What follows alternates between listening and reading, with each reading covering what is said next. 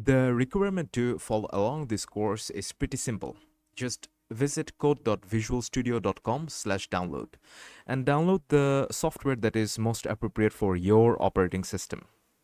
Throughout this course, we will be using Windows. Now, the grand finale project for this course is going to be this portfolio, which is absolutely responsive, and you can really see the extent to which it goes with all those sticky headers and so on. But we don't start here. We're going to start simple, and we're going to create this cars website where we're going to learn about HTML and CSS. Then we are going to jump to the next project, which is this Google homepage, a web page that is used by billions of people every day. And we're going to learn how to use this, how to build it out. And then to top it all off, we will then move on to this finale project, which is going to be our portfolio using HTML and CSS. First, we need a location to store our HTML and CSS files. In this case, I am going to create a new folder and I will name it 01 Basic HTML Project. You can name your folder anything that you desire, and you can keep it anywhere that you desire. Then we need to drag that folder into the VS Code workspace. And here we can start creating files to contain our code. So the first file, the main file, should be named as index, followed by the extension .html. Now here, let's just write hello world and see if we can run it in a browser. So there, inside of that folder, we now have that index.html, which if we double click, opens up.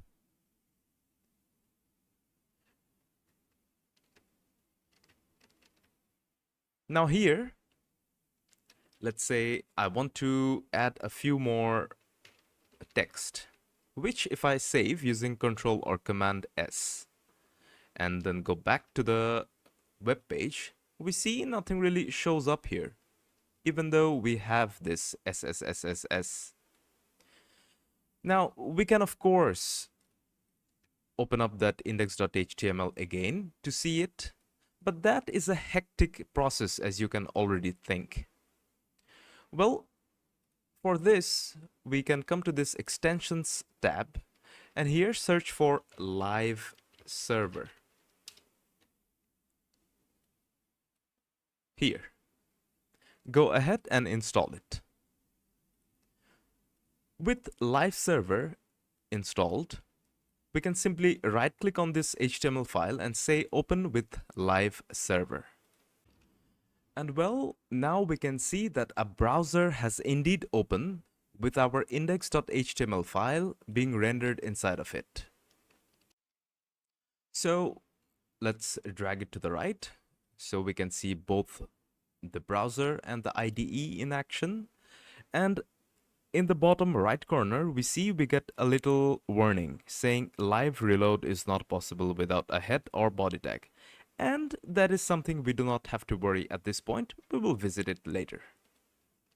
Now, the difference between an HTML document and a Word document would be that in a Word document, you can grab any piece of text like that and then click a button to make that text a header. For example, the button would allow you to make the text bigger and bold, right?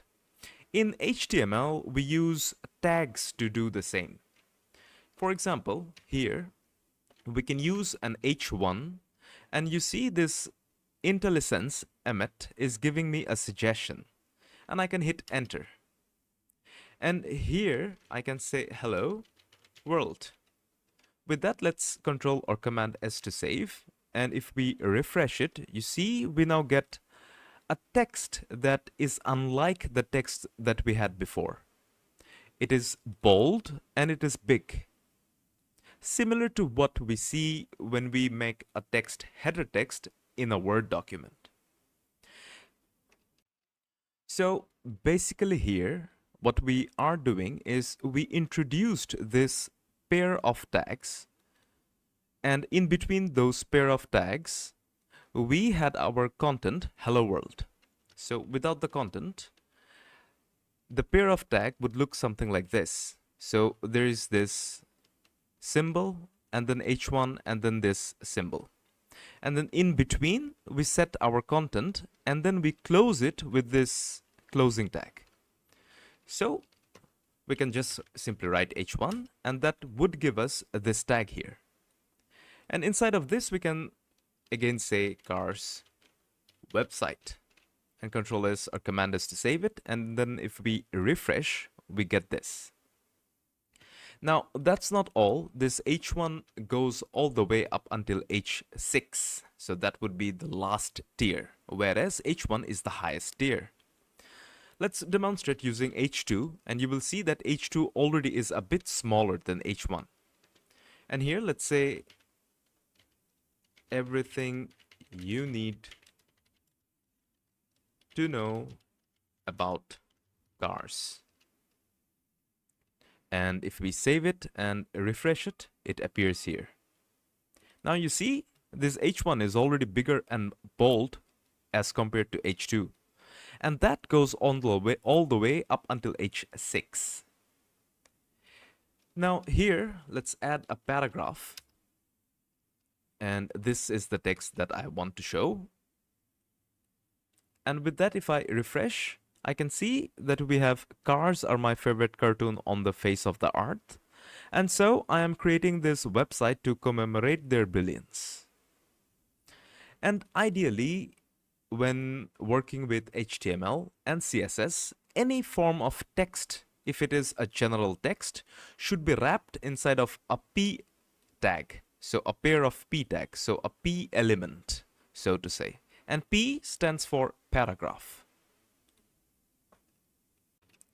And this P element that contains a generic text should ideally be used heavily whenever you need texts within your website. Whereas H1 should ideally be used once per HTML file.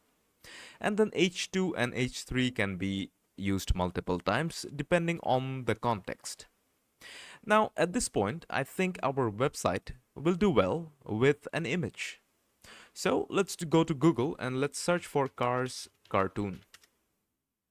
And there, let's go to image and maybe grab this one here. So right click and then open image in a new tab. And there we can get that link. And then inside of VS Code, we can insert an image by using the img, so the image tag. And you see, unlike this H1, H2, and P, image is a self-closing tag. So there is no self-closing, the closing tag like this. This tag closes itself. Now, inside of this image, we see we have this source attribute. And within this quotes, we can pass the link that we want to show. Now, that is not all.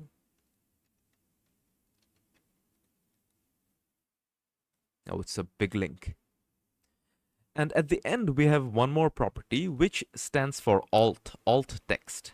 Now, alt text is used to describe what the image is, because websites can also be read by blind people using screen readers. And blind people will not be able to see the image. And that is where this alt property comes to play.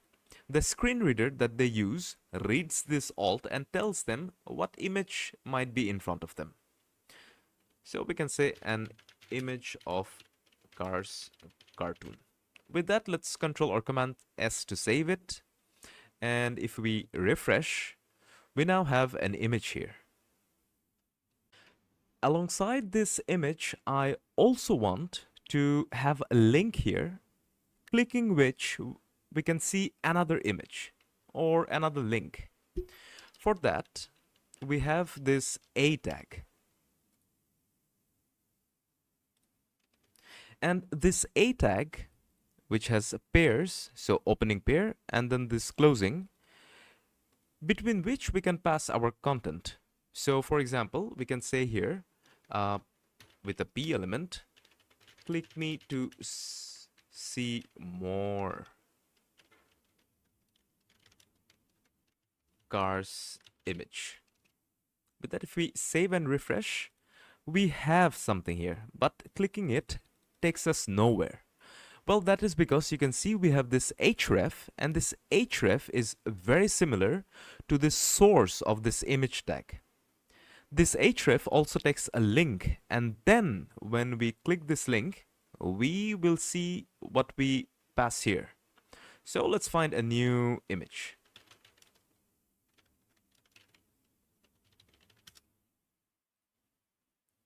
Maybe grab this one and right click, open image in a new tab, and let's grab this link. And let's pass this link here. With that, if we now format this document and save it and refresh this page, we should now be able to click here and we can see this image to this external link.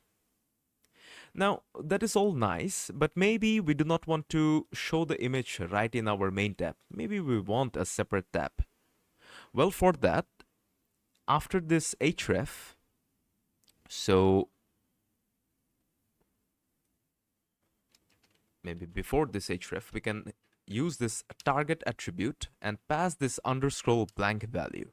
With this, if we save and then refresh, now if we click this link, our image opens up in a new tab.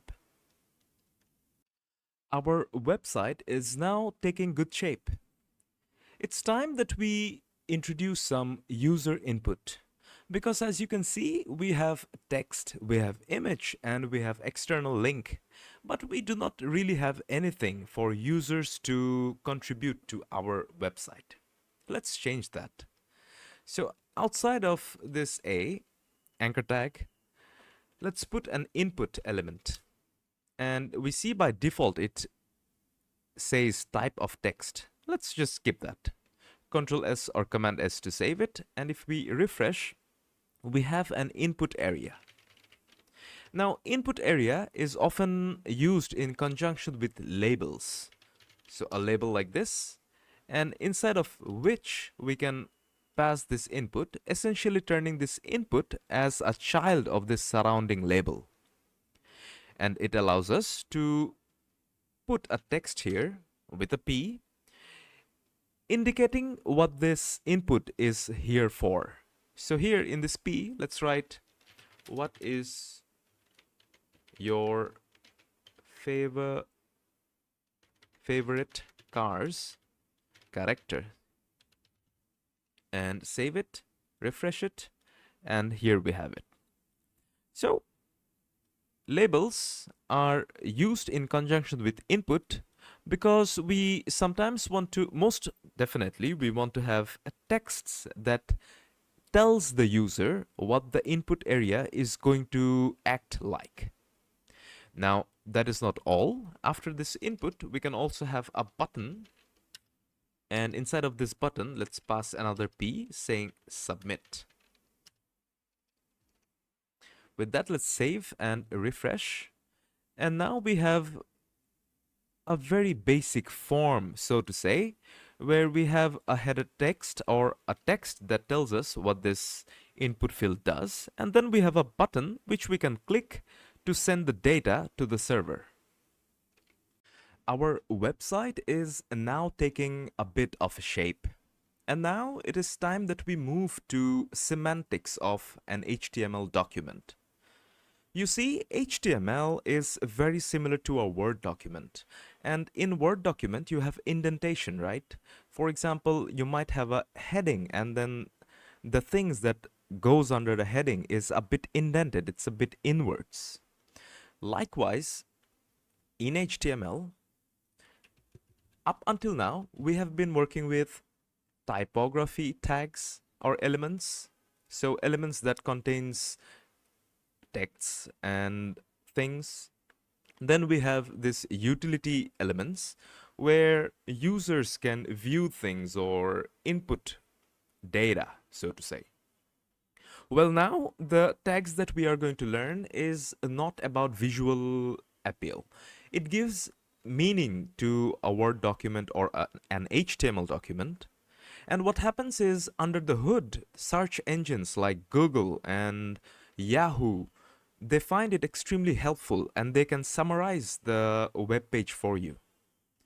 So first we have this header, and these are usually a one-time use. Then we have the main, and then at the end we have the footer. Now footer is something where you might have copyright 2025, something like that. The header is where you would have this H1, for example. So let's cut it and put it inside of the header. And for the main, that would be all of this. So cut it and paste it inside of main. So with that, we now have header, main, and footer. So let's save it and let's refresh this page, and we see nothing really changes. Well, nothing is to change because these tags aren't for visual changes. They give our website semantic value. Now, up until now, what we have been doing is practice of different tags and elements that we have available within HTML, so to say. But this is not how we make an HTML document. Let's cut it. The way we should start building our HTML document would be with an exclamation sign, and you see we get this Emmet abbreviation suggestion. And if we hit enter, we now get a boilerplate where the first line means doc type, so the document type is HTML. And I told you before that HTML is like a document. And then we have this HTML opening tag and then HTML closing tag, which basically means all the HTML will now go inside of this. And then HTML has two distinct parts, the head and the body. So the head contains meta information, for example, what the title of this website would be. That would go here. For example, I can write here cars website and save it. Now you see this title is being reflected here. And the thing we copied from cut from before, we can paste it within this body.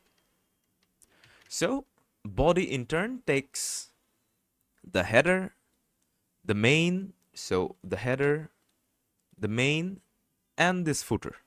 That's what goes inside of this body. Now, header is a place where you might typically have your navigation links, your search box, and so to say. Here we can add this nav, and within nav, typically we add those anchor tags, which links to different places. And let's say we want to link to a footer here. Now, we have a footer down here, and we can link it by using an ID inside of this footer. So name it footer.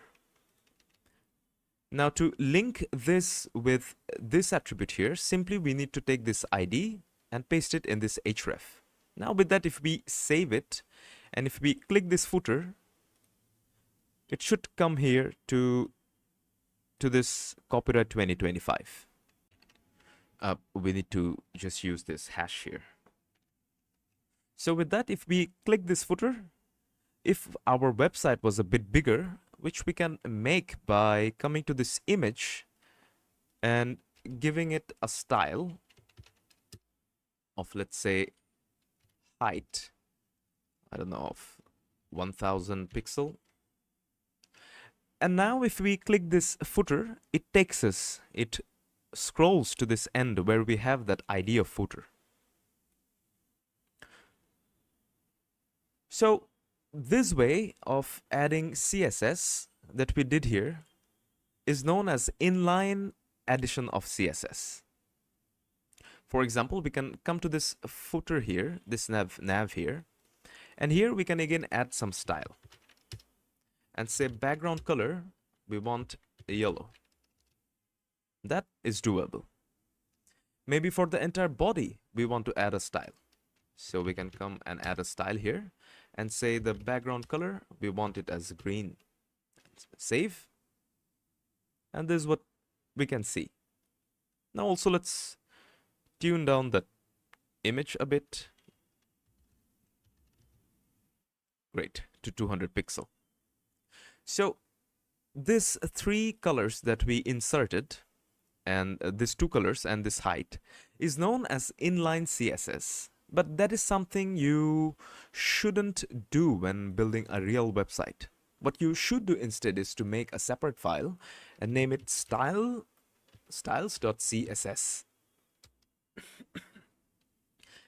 And here we should have our styles. For example, I can come to this body and remove this style. We do not want it here. This much. And we can come back to this style and we can target that body using that element attribute or the tag attribute. And here we can now call background color to green. Now if I save, you see nothing really changes. Well, that's because we need to link this styles.css with this index.html. So let's come to this index.html, and where we have this head under this title, let's bring that style element. And inside of this, we can call a link attribute. Not really, we do not need the style attribute, just the link attribute. And you see it already says the relationship is style sheet between this index.html and this styles.css. And in this href, we need to link our styles.css.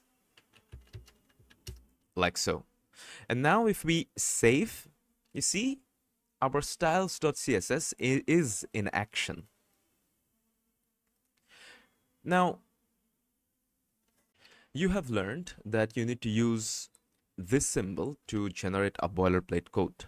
And then the head takes care of this tab bar, and this entire body takes care of everything that you see. And in the body, we have header, main, and footer. So that is everything we learned up until now. Now to wrap up this lecture, let's colorize this footer. So we can grab this footer in the styles where we have this ID. So we learned that we can grab this name of this tag and color it. Now let's see how we can grab this ID. So here I can come down and target that ID using this hash symbol and call that footer. And there I can then set again a background color of pink this time. And with that, if I save, the background color is applied. Now, that is not all. The last thing that we're going to see is for this input, let's give this a class of user input. And we can also grab this class to stylize those. So let's copy this name and come back to the styles.css, and here, let's make a dot followed by the name of that class. And let's give it a width of 240 pixel. With that, if we save and save here, you see our input increased in size. So with that, that was the end of this lecture. I hope you learned quite a bit, and if not, please go through it a few more times. And that should be all. For our second project, we are going to be building this Google homepage that you see here. To get started, let's first create a folder to contain our code files, and I'll name it 02 Google_homepage. Now, inside of our VS Code, let's drag that folder to the workspace, and we know that our first file is going to be index.html. Now, in the last lecture, by the end, we learned that we can use this shortcut to generate the boilerplate HTML code.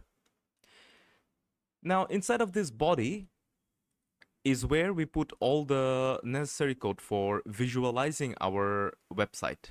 And the head simply deals with the meta tag and this tab naming. So let's open it with the live server.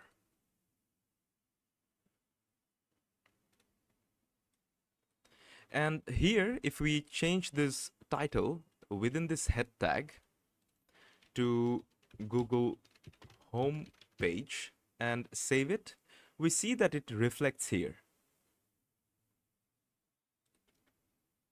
Let's now get to the body.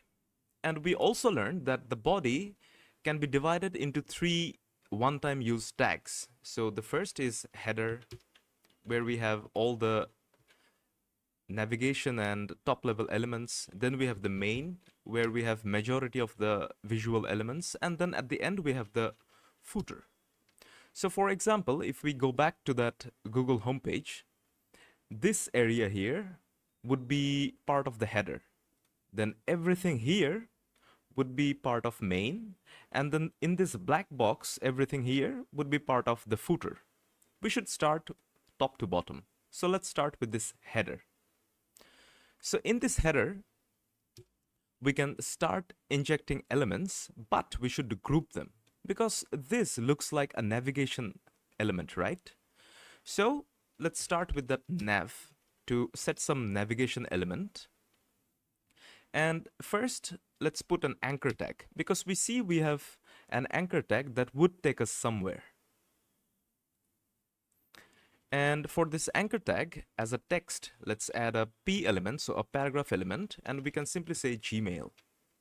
Now with this, if we save and go back, we have it here. We also need images and an icon, then a sign in button. So let's add those.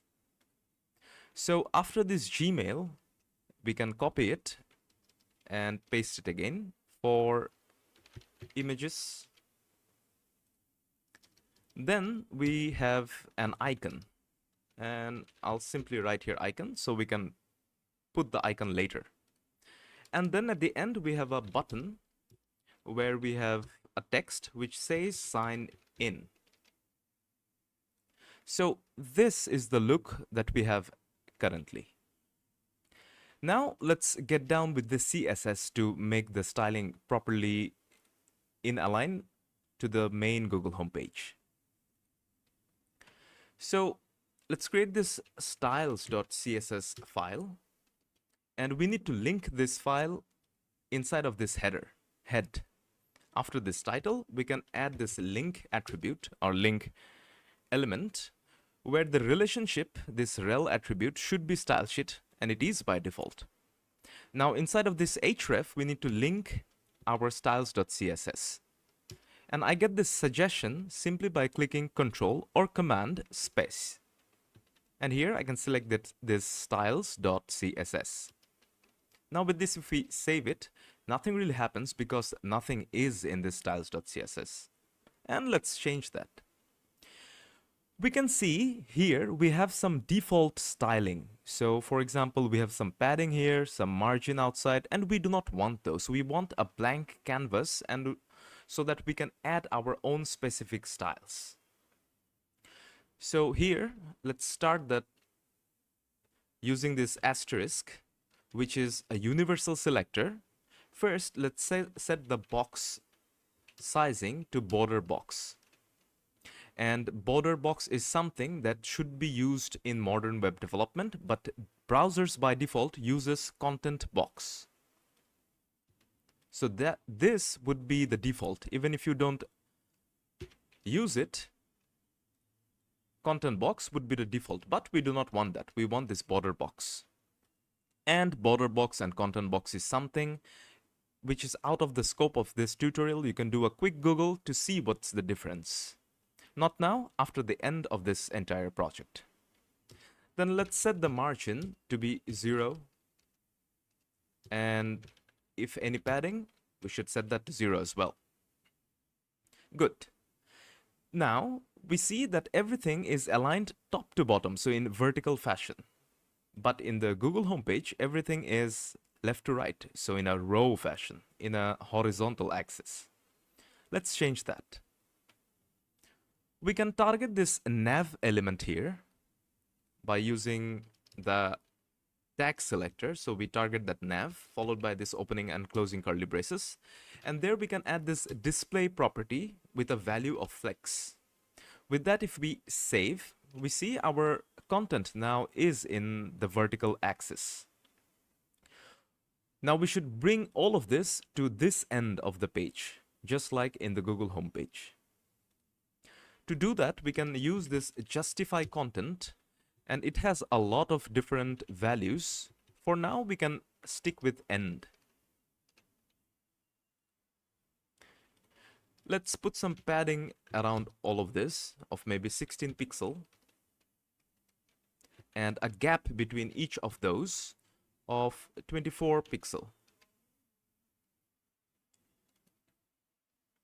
So our website is now taking some good shape. Now, you see in this Google homepage, the font that we have, it's very different to the font that we have here. Let's change that. Let's open a new tab and search for Google Fonts.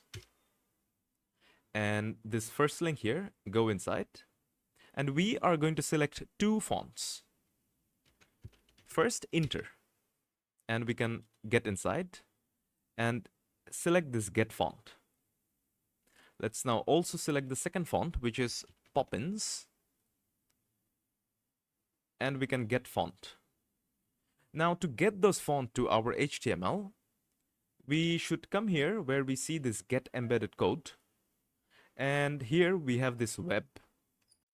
After that, within this pop-up, we see we have a few different options. For now, web is what we want to choose with. So for web, we also see that a link tag has been selected, and all we have to do is copy this code. And it says embed in the head of your HTML. So let's do that.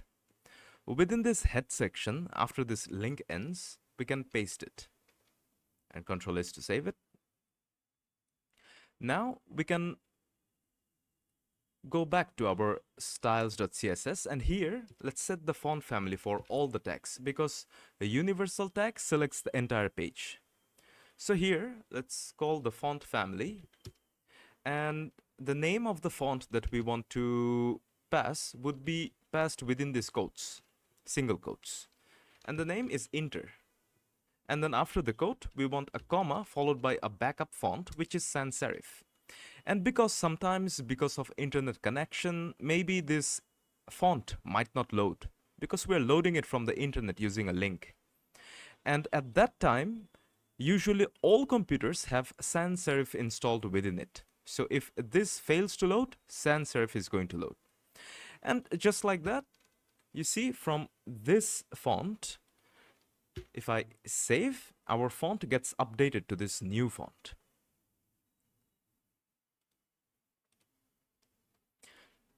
Now, let's work with the views that we have here. You see the colors of this font, it's pretty much white on this black background, and whenever we hover on top of it, an underline appears.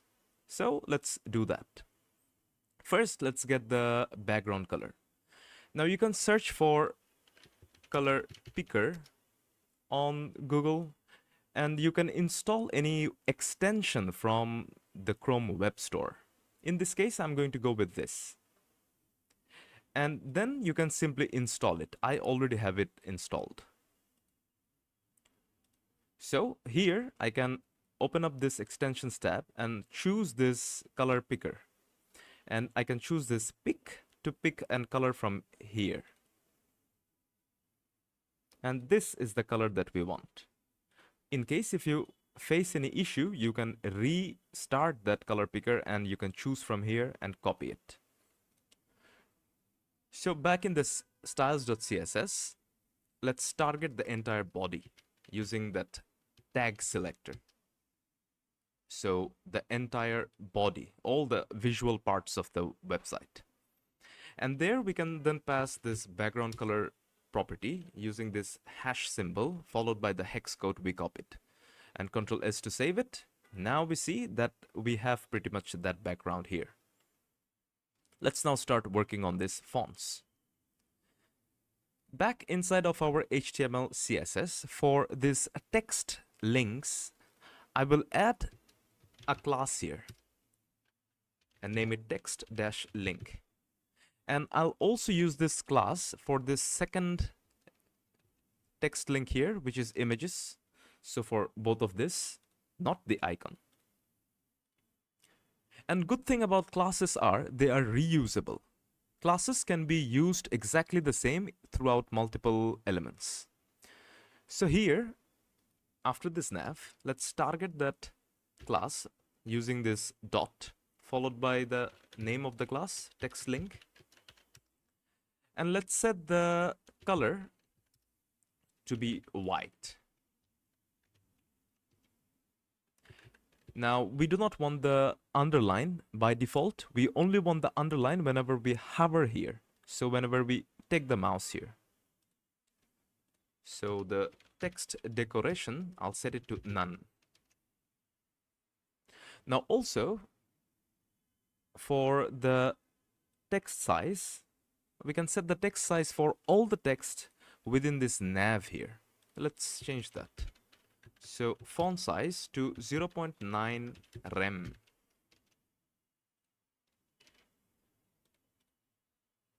Great. So now our text is looking pretty well. All we have to do is now whenever we hover on top of it, we want the element to the underline to show up. For that, a neat trick is to copy this link that you, or the class name that you want, or any tag name, or any selector, and then colon, and the state on which we want to change. In this case, hover. So colon followed by the state. It's the hover state in this case. And here I want to set that text decoration to underline again. So now if I take my mouse here, you see that underline appears the moment we start hovering on either of these two. So with that, this much is done. Let's now work with this icon that we have. Now for this icon, let's search for font awesome CDN. If you search for font awesome CDN, you should get this link here, https://cdnjs.com. And if we click it, the first link that we have, we should copy it. And it says cdnjs.cloudflare.com followed by font awesome. So let's grab this. And back in our HTML, we added similar link within this head tag. It's time to add a new link. Like so. And with that, let's save it. Now let's choose a font, an icon that we want. So font awesome icon, we can go there and here. Now you can search for a lot of different fonts here or icons here, but the neat trick is Font Awesome made this particular icon a paid version. So we are going to replace this icon for something else. Let's search for hamburger icon. And in the free tab, let's select this one. And it's known as the bars. So if we click it, this pop-up appears and we can click again in this box to copy this link. And we can see it is an icon tag which has a few class. And this class is then recognized by the link that we pasted earlier. So let's copy here to copy it and remove it. We do not need that. Now back in this anchor tag where we have this icon text, we do not want that. We want that icon tag with that class. With that, if we save, you see something appeared here. Now to stylize it, let's give this a class as well. And we are going to name it icon-link. Now let's grab this name, and after this text link, Let's paste that using that dot. Now, the first thing, let's change the color to white. And we should increase the size because this icon link is within the nav. So it is inheriting the size from its parent of 0.9 rem. Let's upgrade that. Let's increase that a bit to 1 rem or maybe 1.1 rem. Much better. Now in the Google homepage, we see if we hover on top of that icon, a background color appears. So let's work on that. Now the first thing we're going to do is give a background color of red just to make it visible. Now we see the background, it's pretty small. So let's give it a width of 30 pixel. Now this 30 pixel is not in a square formation. Let's change that first using that aspect ratio of 1-1, 1 by 1. With that, let's save it. Now we have a perfect square. Let's bring this icon to the center of the square. To do that, we can bring a display property, and before we used display flex, now we're going to use display grid. So internally, you cannot see it. What the display grid does is it maps that red background with some grids, so with columns and rows. And now to put the icon in the center of that grid, we can come here and say place items to center. With that, if we save, you see that icon has now indeed come to center. And we can remove this background color. We do not need that anymore. But before so, we should also make sure that the background color has a border radius of 100%. Good. Maybe let's increase the size to 36 pixel. Now you see that they are not really aligned anymore. This thing came down. Now to fix it, because all of this is within the nav, we can come to the nav and say align items center. And if we save, you see everything has been aligned. Well, now let's work with that hover effect. Let's remove this red. We do not need that anymore. And we can grab this dot icon link and we can bring that colon hover state again. There we want to get that background color, and the background color is very similar to this background color, except it's a bit lighter. And you see in VS Code, a color is popping up, and we can simply drag it up a notch and save it. With that, if we bring our mouse on top of it, we can see that the color indeed changes to a lighter shade of that blue-gray.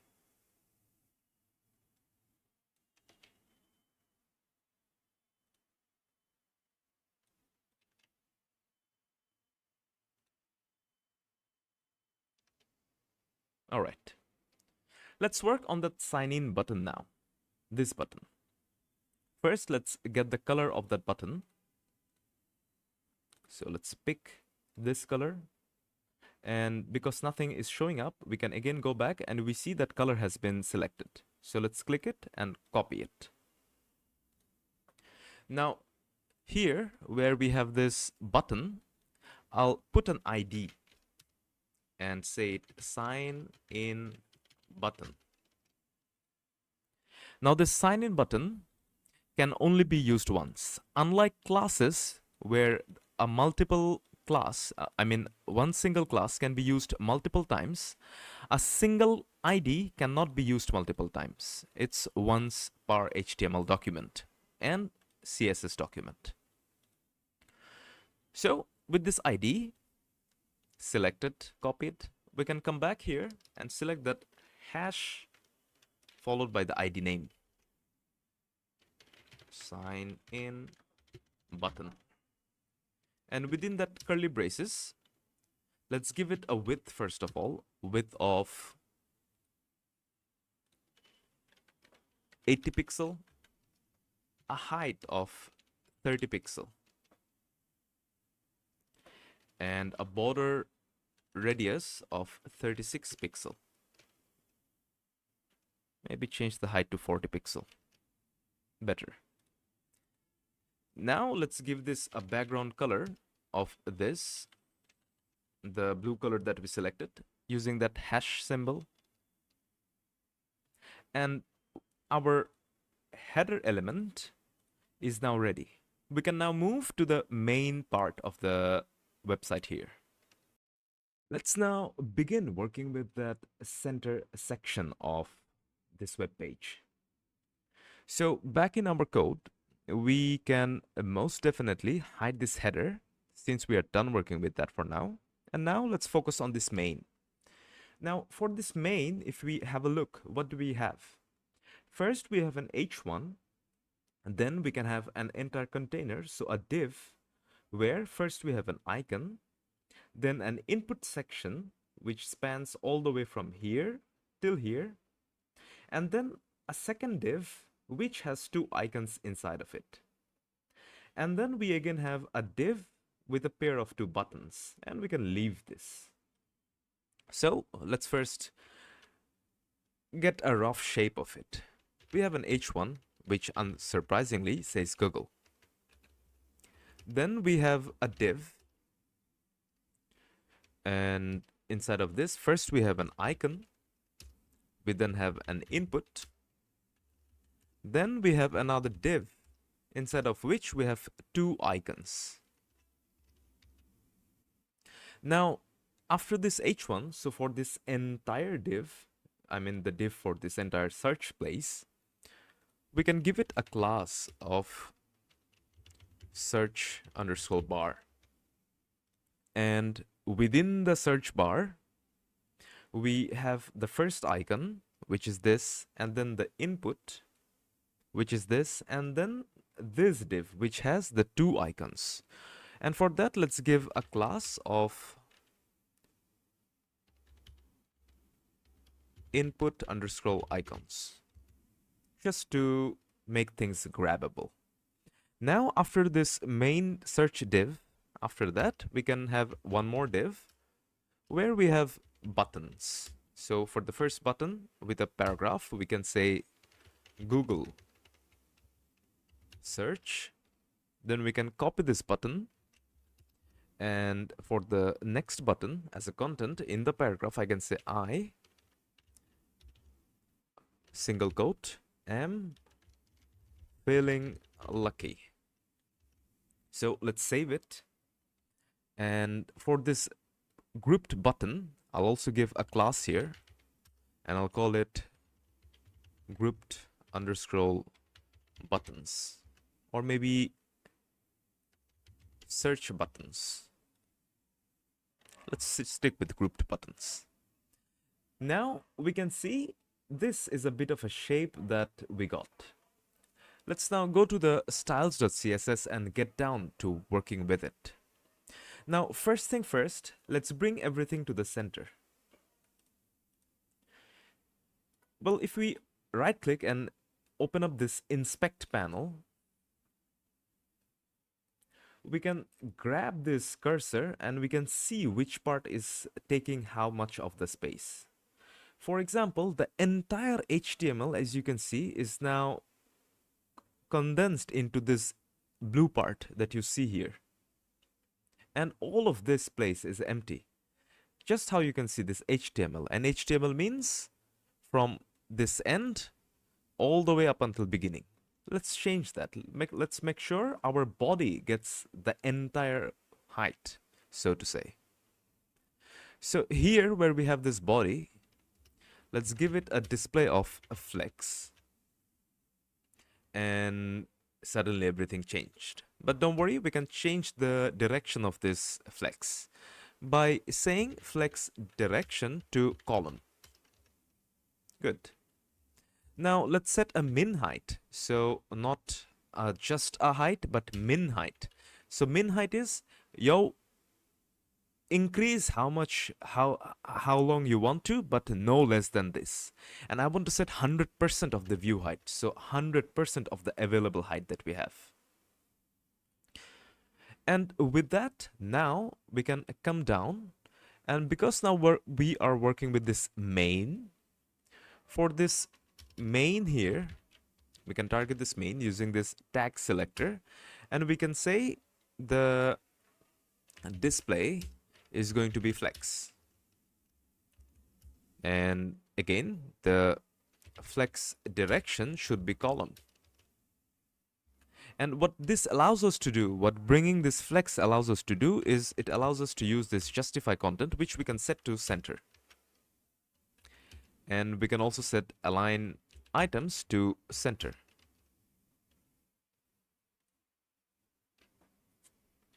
Now, just a quick note here. I mistakenly wrote min width. It should have been min height.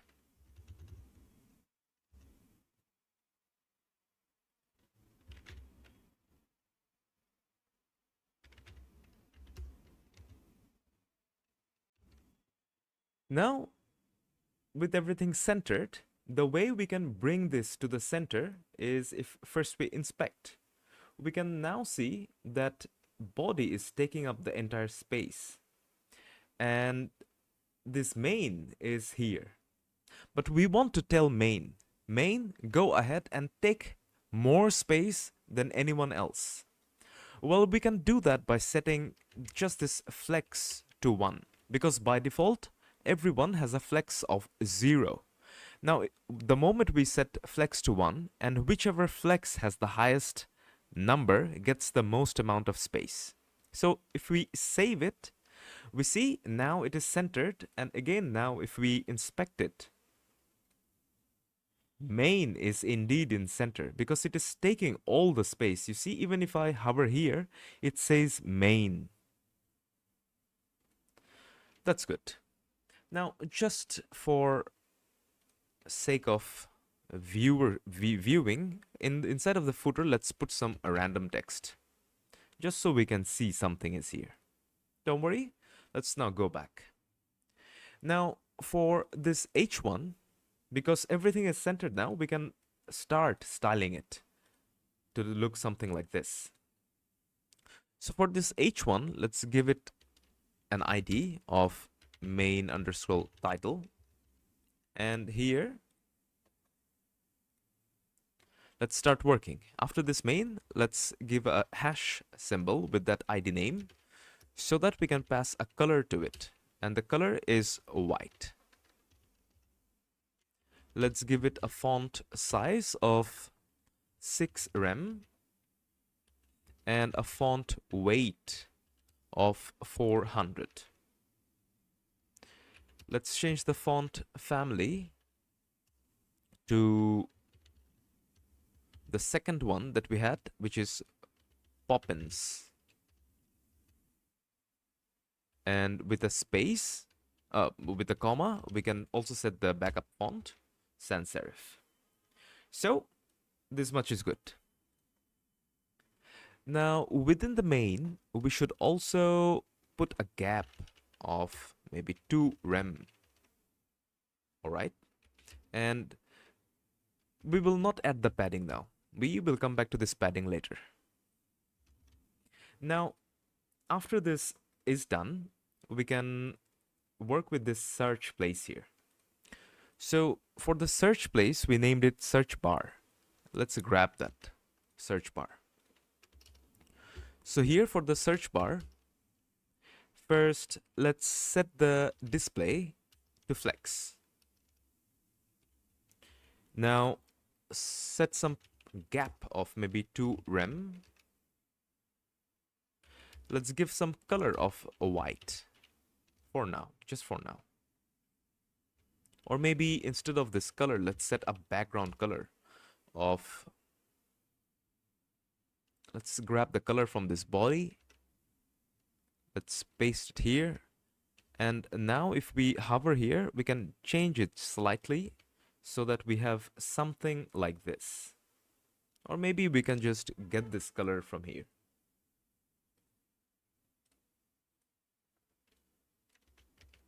Better.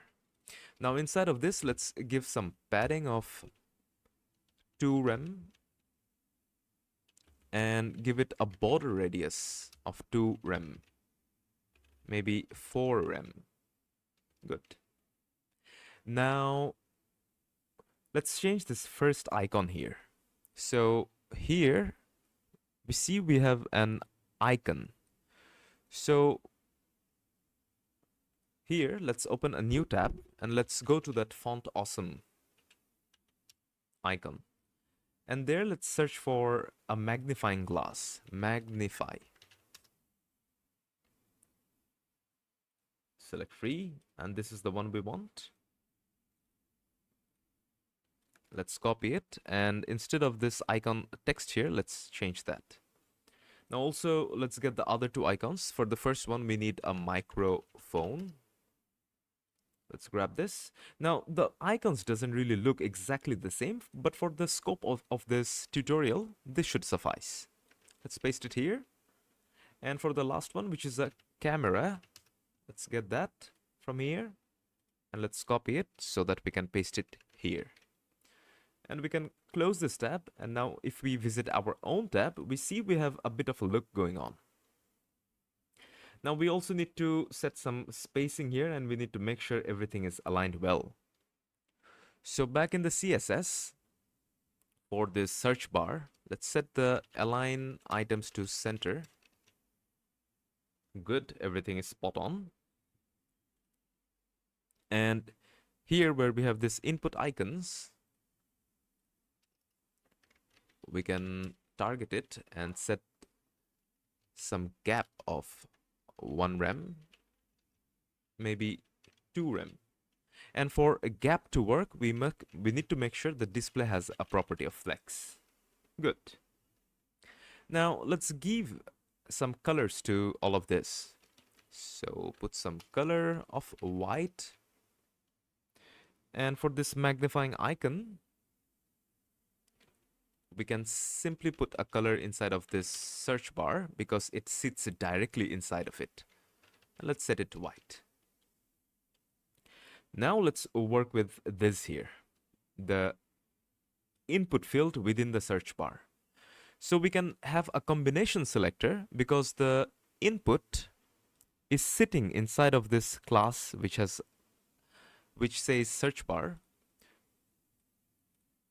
We can combine them by targeting that class and the input inside of it.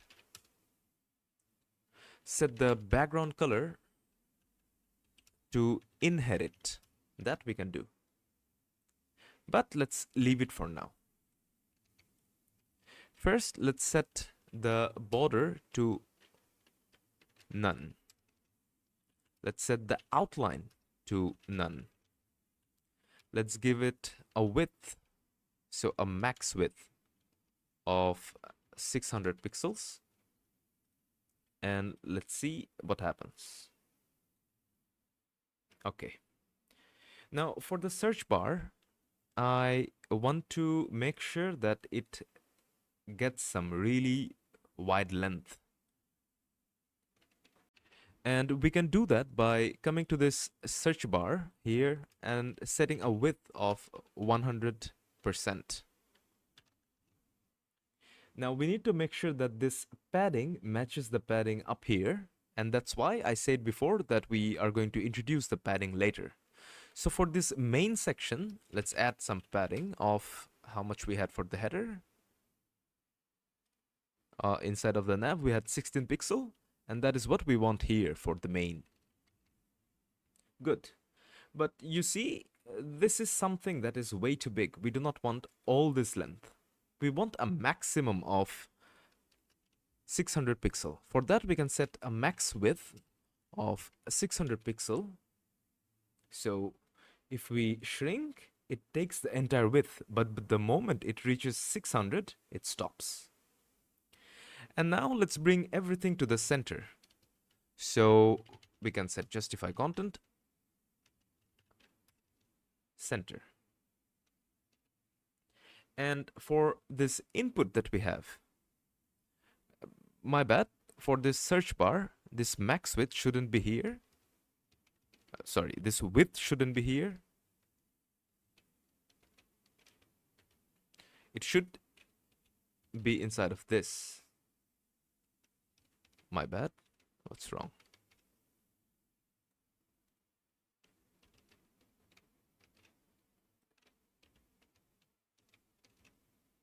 And for this search input, we can give it a max width of maybe 100%.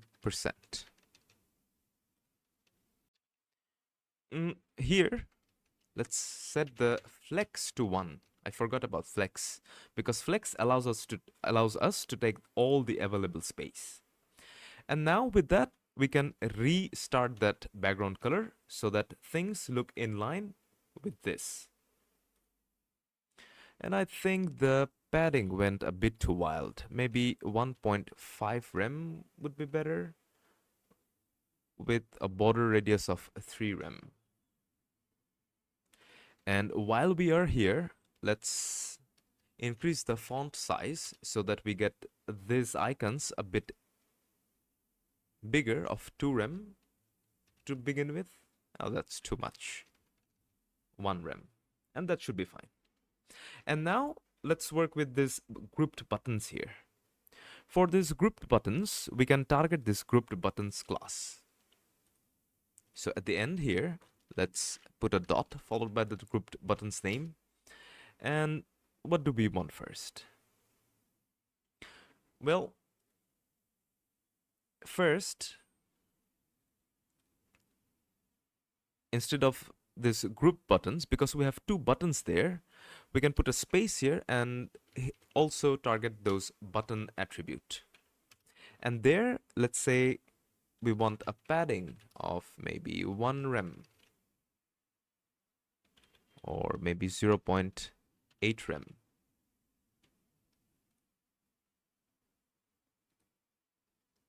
.6 rem. Much better. And we want those background colors too. So Control Shift C for me. And I can grab this color, come back here and set the background color to that hex color that we copied. We can set the border to none and the color of the content, so the text, to white. Also, we can set the border radius to 4 pixel. And now when we hover here, we want that bit of a glow going on. To achieve that, we can simply get it without any of those. And for this, we can set that hover state and set now the border to 1 pixel solid, and we can give this color. So that would be this hash followed by this color. And with that, this middle section of our website is pretty much done, but let's do something else. You see here, when we come, and then if we take our mouse outside, this color retains. We can change that. We can change that by coming to this search bar input where we decorated this style. So let's grab this. And we do not need any of this. But what we need is to get a new state. So that would be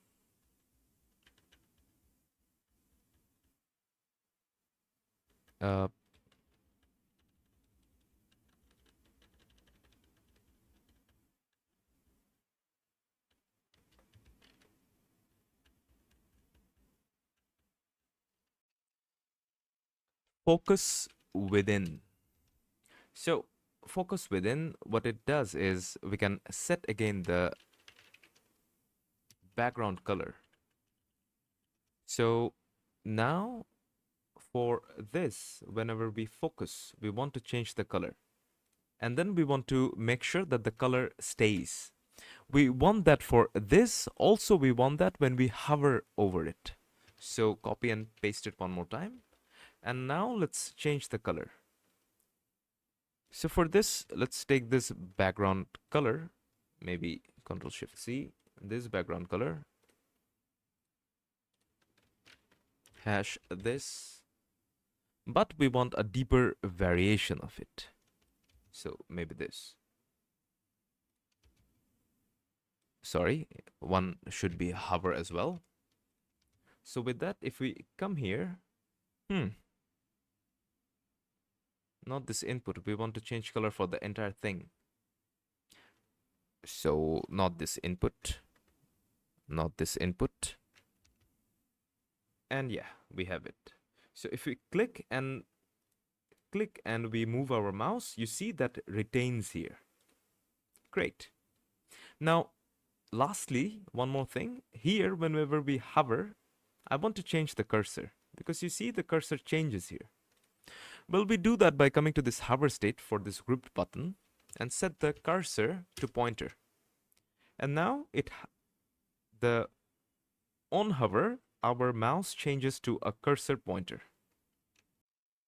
So with the navigation section and the main section done, so basically the header section and the main section now complete, we can now focus on the last part, which would be this footer. And the footer is pretty simple. We have a column view going on where we have a text, and then we have a divider here, a horizontal rule, so to say. And then we have groups of text. So first div and then the second div. So let's get down to it and let's finish it. So first we have a paragraph where it shows my country, Bangladesh. And then we have a horizontal rule. And intuitively, it is HR for horizontal rule. You can see, although you cannot see anything now, you will be able to see later. And then we have a div inside of which we have two div because this together could be one single div. And then inside of that, two single divs. And for this, we can give it a class of footer underscore divs. Just to match things up, let's give it an ID. You can stick with class. And then inside of this, we have two divs. So first div, let's give this one a class.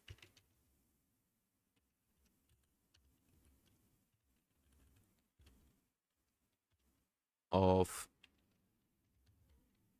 footer underscore div underscore 1. And then one more would be footer div 2. Now, instead of this first footer, we have a few anchor tags. So this anchor tag, and with a P for text, so a paragraph. And the first one is about. And we can grab all of this and paste it a few times. So the second is advertising. The third one says business.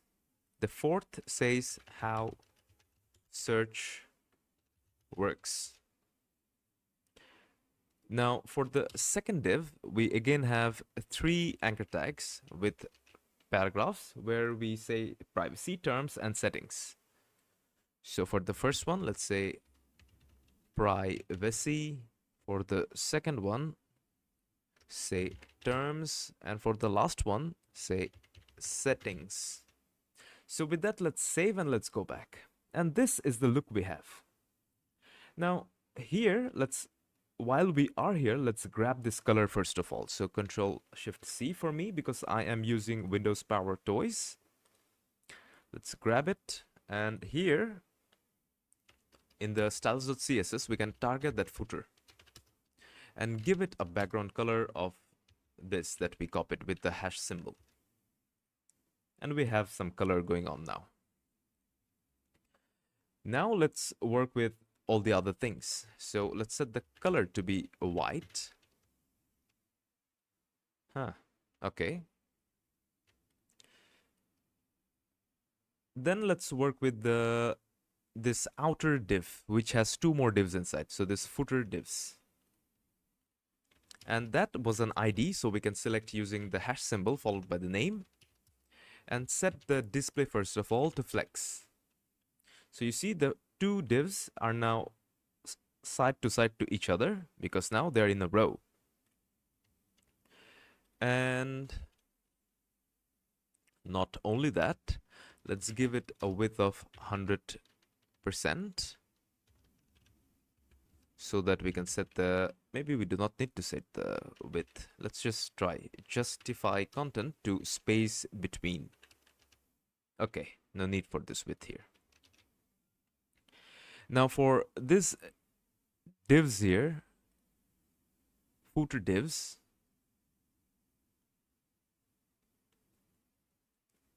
I think we can just call it footer div and footer div. So for this footer div, we can select it by using this dot footer div. And please note, we just changed this inner divs. So we changed their class name to footer div only so that they match. Okay. So here we can again set the display to flex and give it some gap of maybe 1 rem each, or maybe 1.5 rem each. Great. Now for this footer, where we have this footer divs, let's give it some padding. So for this footer, we can target the P, and let's give it some padding of 16 pixel.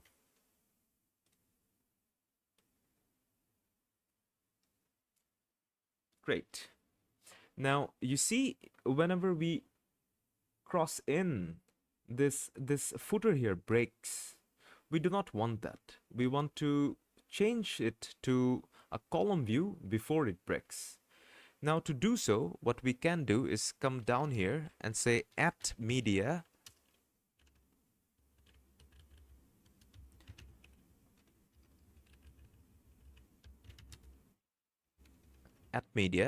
and here let's pass some condition. So whenever at media end, this is met, so max width. So whenever max width is, just a moment, max width is maybe 900 pixel. Let's begin with this. What we want is for this footer div, we want to set the flex direction to column. Not footer div.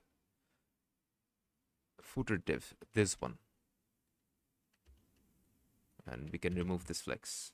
So yeah, that is the look we want. So whenever we cut into 900 pixel, we want it to become the upper div, and the lower div should act as up and down places, so to say. And also, whenever we come very close, I also want to decrease this gap.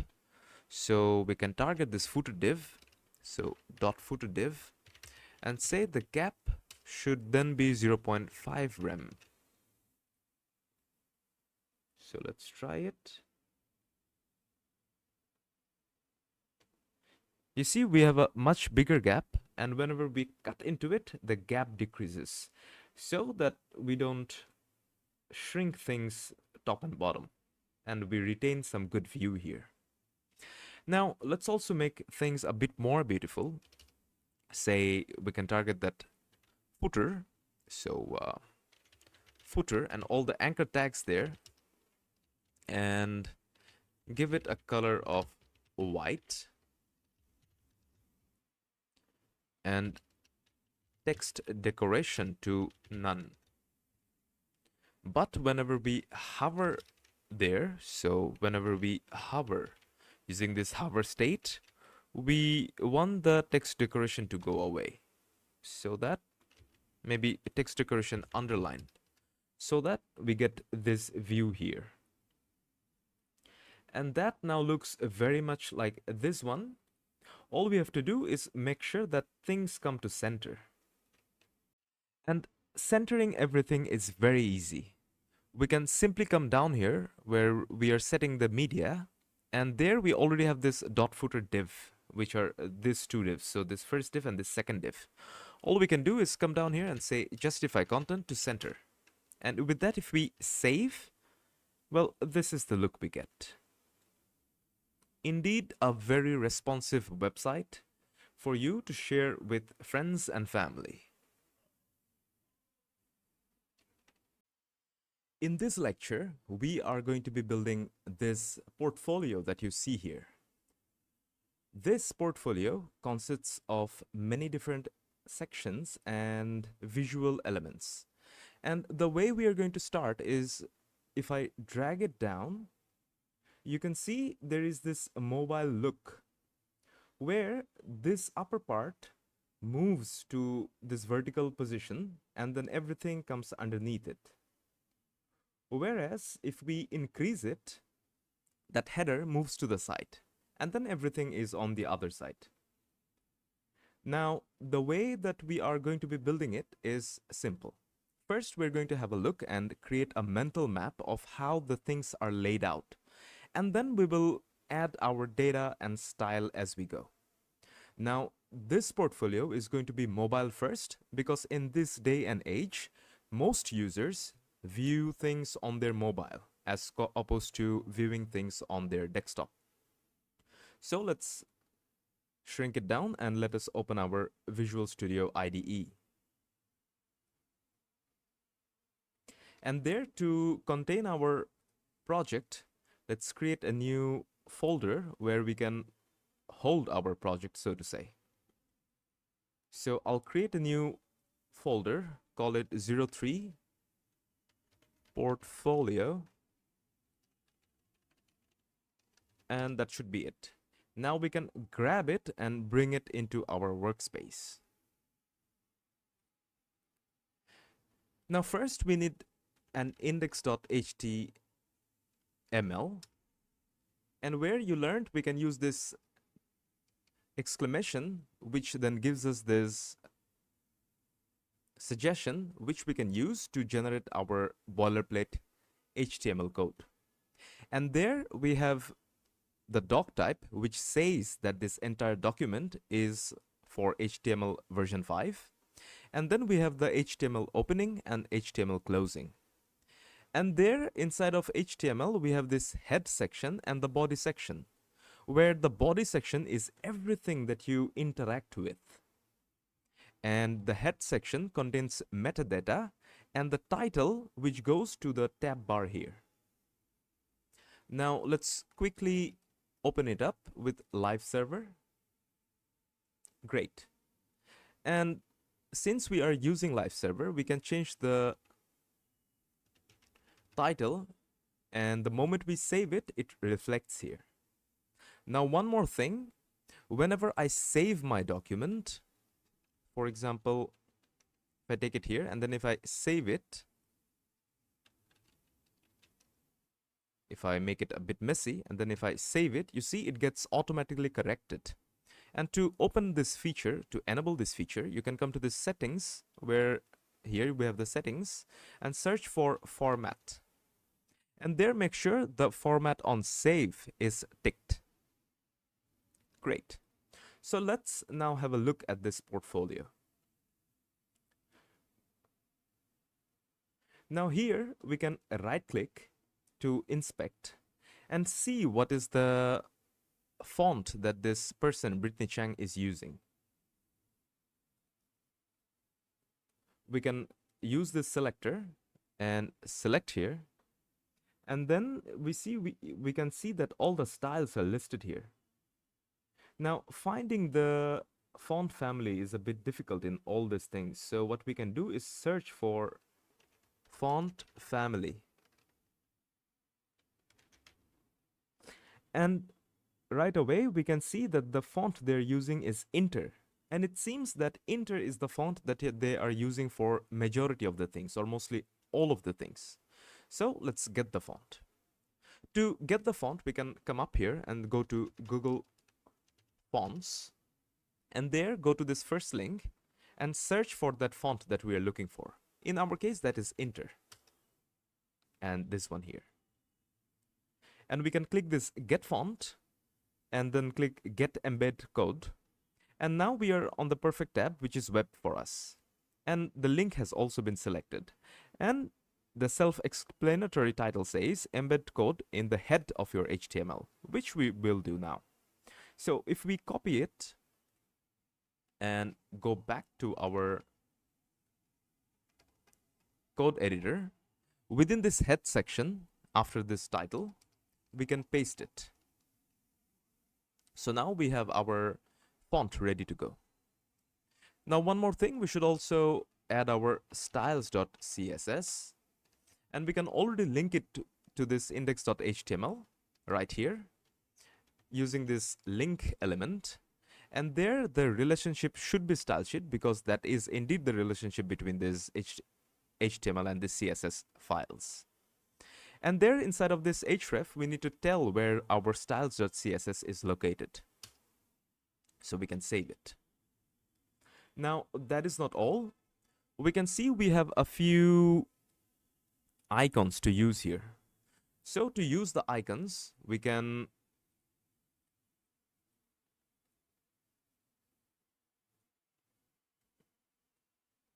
come to this new tab and here search for font awesome CDN. And this gives us this link CDN.js. So we can come up here and grab this first link and then add it inside of this head section,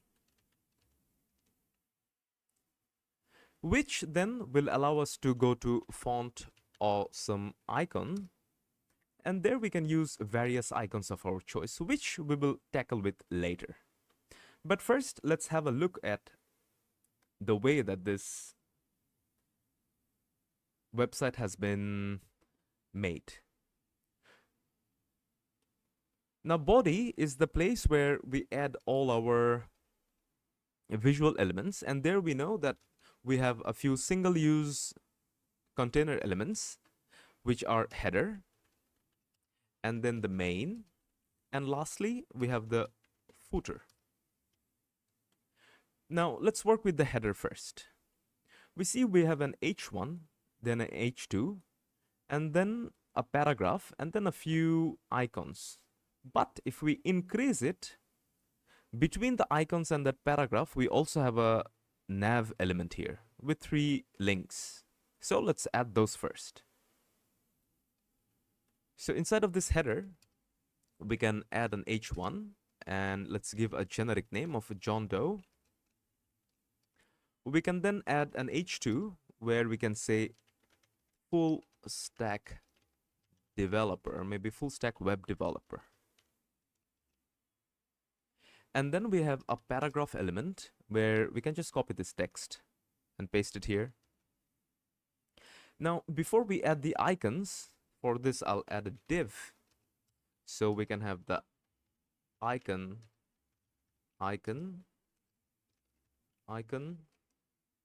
I'll stick to 3 icons for this case.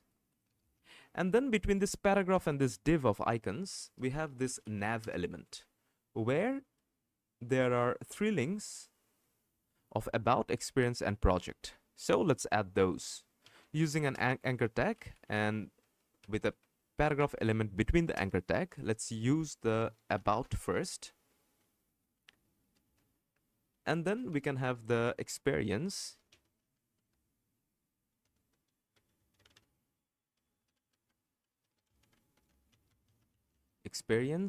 And lastly, we have the projects. Now, in this demo or in this main portfolio, if we click into any of this link, it takes us to the appropriate place. And those are the things that goes to the main section, which comes after the header. So here we can see we have 3 sections for about, experiences, and then lastly, projects. So those can be added in section containers. So section like this. And then inside of section, first we have the data. So we can use a div here where we can hold the data. And then above that, we simply have titles for each of the section, like experience and about. And for that too, we are going to use div, because divs lets us stylize things in a better fashion. So for the first one, we want about. Now we can simply copy this section and paste it 2 times. So the second would be for experience, and the third one is for projects. So with that, our header and main is pretty much ready. We just have to fill in the forms. Because you see, other than this about section, which only contains texts with hover elements, experience and project section looks very similar. They have a few data on the left and then their description on the right. So basically we can create one and then duplicate them as we need with new data. And then for the footer, we have a few text here which we can copy and paste within the footer. And we're going to change it a bit, loosely designed in Figma and coded in Visual Studio Code by yours truly. Okay. Built with Next.js and Tailwind CSS. We will change it to HTML and CSS. You see, a project made by Tailwind CSS and Next.js is being replicated with HTML and CSS. How cool is that? And then deployed with Vercel. And this thing we will come back to later. And all text is set in the typeface, which in our case is true. So let's now have a look at what we did, and this is what we have. So from now on, let's move ahead and let's stylize everything that we have here. Let's move to styles.css, and you know, the first thing we do is select the universal selector, and there we set the box sizing to border box. And if you remember, border box allows us to calculate the dimensions of a box inclusive with the padding, the margin. So for example, if you set the width of a box to 200 pixel, of course you mean that 200 should be for the entire box, so including width, the padding, the content size and everything. And that is what border box allows you to do. By default, browsers comes with content box, but you should change it to border box. Alright, then we set the padding to 0, the margin to 0, and we also want the font family within the single quotes, and the name of our font family was Inter. Now after the quotes end, we should comma separate it with a backup font. In this case, we want sans serif. Alright, now let's get the colors, right? So in the body, we want the background color using the hex code. So hash 0f172a. And for the font colors, we want to set using hash as well. And this time we want 94A3B8. Alright. Now, some of the colors are matching, for example, this paragraph colors. But as you can see, this heading colors doesn't match. Nor this one. Nor this one. And also, whenever we select many text together, this background color is something that we do not have. Now, if you see that this background color is being used when we select many text, also in many places here that background color is being used. Likewise, this white color here is used here, here, and then in all these titles, also for this bold text. So what we can understand is we have to use these two colors over and over again.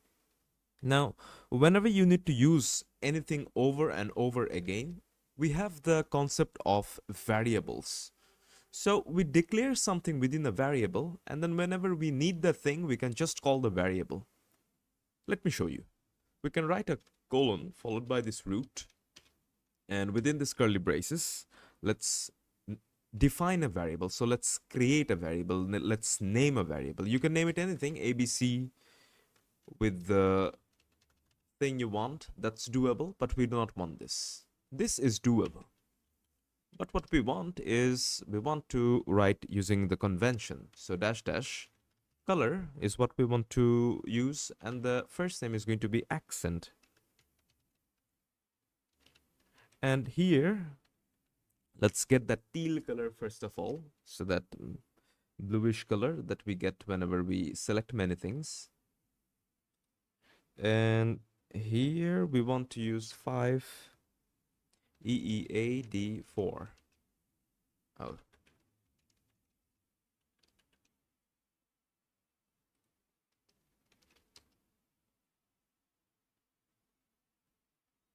And then we also have another color. So dash dash color dash highlight. And for this one, we want to use the color of E2, E8, F0. And of course, followed by this right here. Good. Now, first of all, let's color the H1. So this John Doe.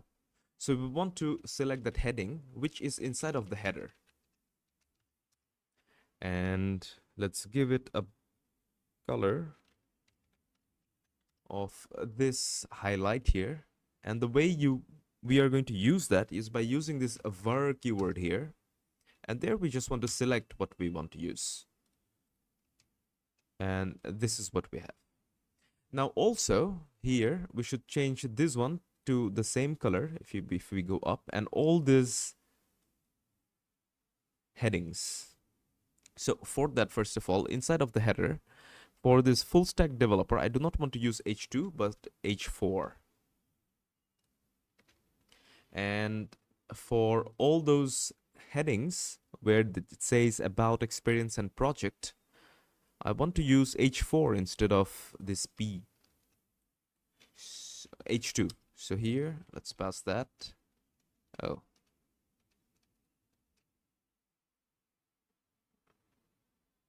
But this about should have been up, right? All right. So H2, this, and also I want to give it a class of light text. This is what I want to give it. Or maybe like this, light text. I can just copy it and paste it here, change the name, again copy it, paste it here, change the name, and we should be good to go. Now here, back in the styles.css, we also have H4 here instead of H2. So let's give that the color as well. So the H4 that we have inside of the header.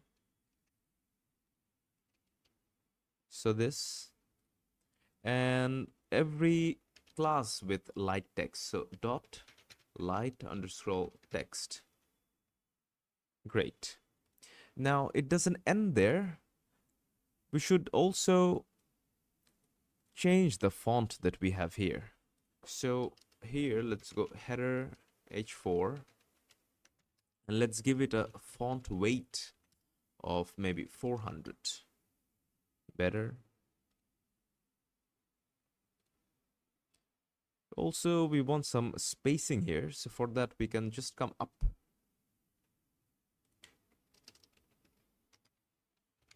Header. And say that display is going to be flex. But the flex direction, it's going to be a column. Also, we want some padding of 1 rem. And I want to set the padding up here. And then we want a gap of 1 rem. And that is pretty close, so to say. Now, that's not all. If you see in Brittany Cheng's resume, if we click here, a link is added to it. Now to add that, we can come up to our code, and here for this H1, we can wrap it with an anchor tag and simply pass a / to the anchor tag, so it now acts as a link. But we do not want that text decoration. So for that, here Let's select the h1 within the header, and let's set the text decoration to none. Not the h1, the anchor tag. All right. Also, here we see that her header has half of the length of the page. You see the texts are being broken up. And we can achieve that if we come down to this header and say that max width we want of 300 pixel. And that is pretty well. Also, let's grab the h1, and maybe we can give it a font size of maybe 6 rem. No.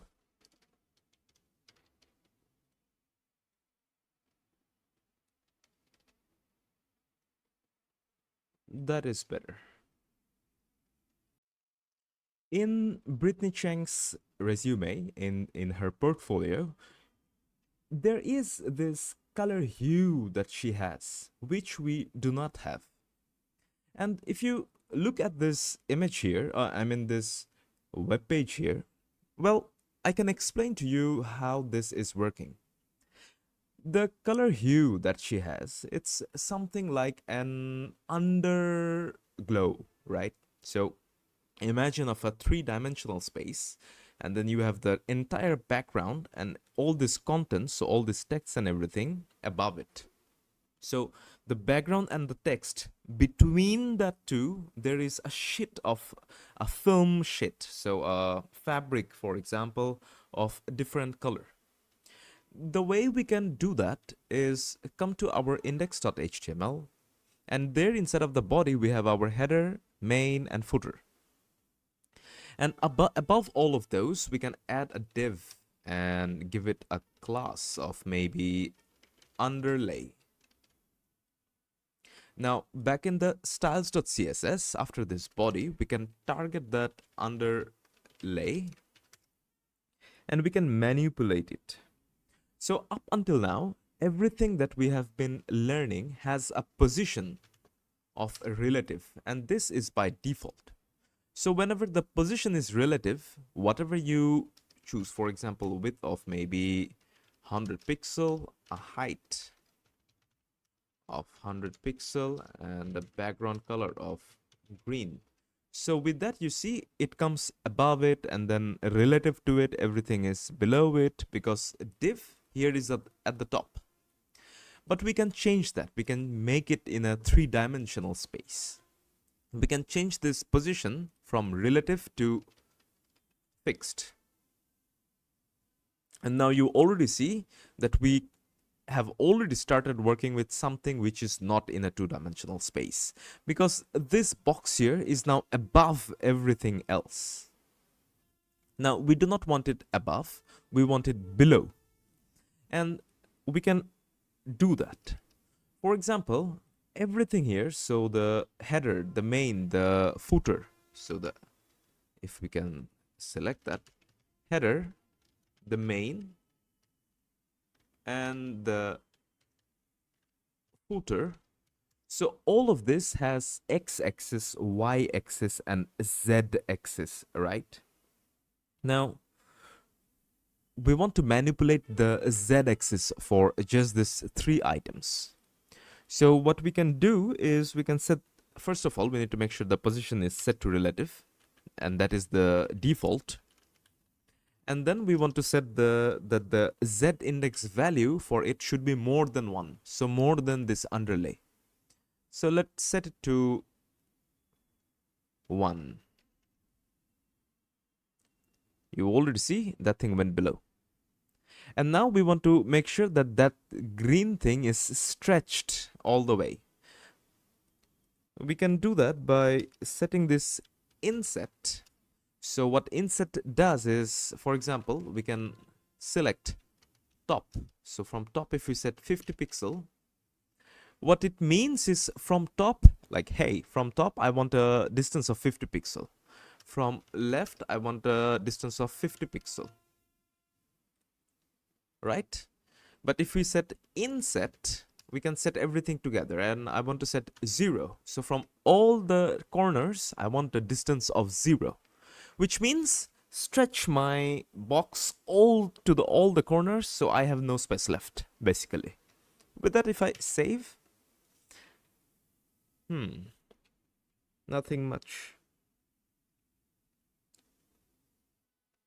But what if we set this Z index to 10? Oh, we have to let go of this width and height. And yeah, here we have it. Also, we want to set the opacity to maybe 0.35, better. And I do not want this background color, but instead we have a better bluish tint that we want. And we can get that by using 17172.554. With that, let's save. And this is the background color we have, very close to this color from Brittany Chang. From a closer look, we can see that Brittany Chang's portfolio here has a bit larger gap on the vertical axis than compared to this horizontal axis. And we can come to this body, and here, for example, in the first part, we can set the padding to 4 rem for vertical axis and then 2 rem for the horizontal axis. Okay. Now, before we move on to this about section here, if we look at this portfolio, at this moment, it is all in this horizontal column view, right? So everything is in this axis, so in this Y axis. And we said before that first we are going to develop mobile, right? Like we should have the mobile first tendency or the philosophy, because at this moment everyone uses everything in their mobile first. Now the way we are going to achieve that is inside of this body we're going to set the display instead of flex. This time we will go with grid, because grid essentially lets you place things side by side. So in the beginning, when the device is small, we do not want anything side by side, but we only want things top to bottom. And then later, we will add our media query logic, like you saw in the last lecture, at media and then the screen size. So whenever the screen increases, we will increase the number of columns within the grid. So here, after the display grid, we want a grid template columns. And here we want to use this syntax here, repeat. And then within we want to say 1. At this moment, we just want 1 column. And then followed by a comma, we want this min and max value.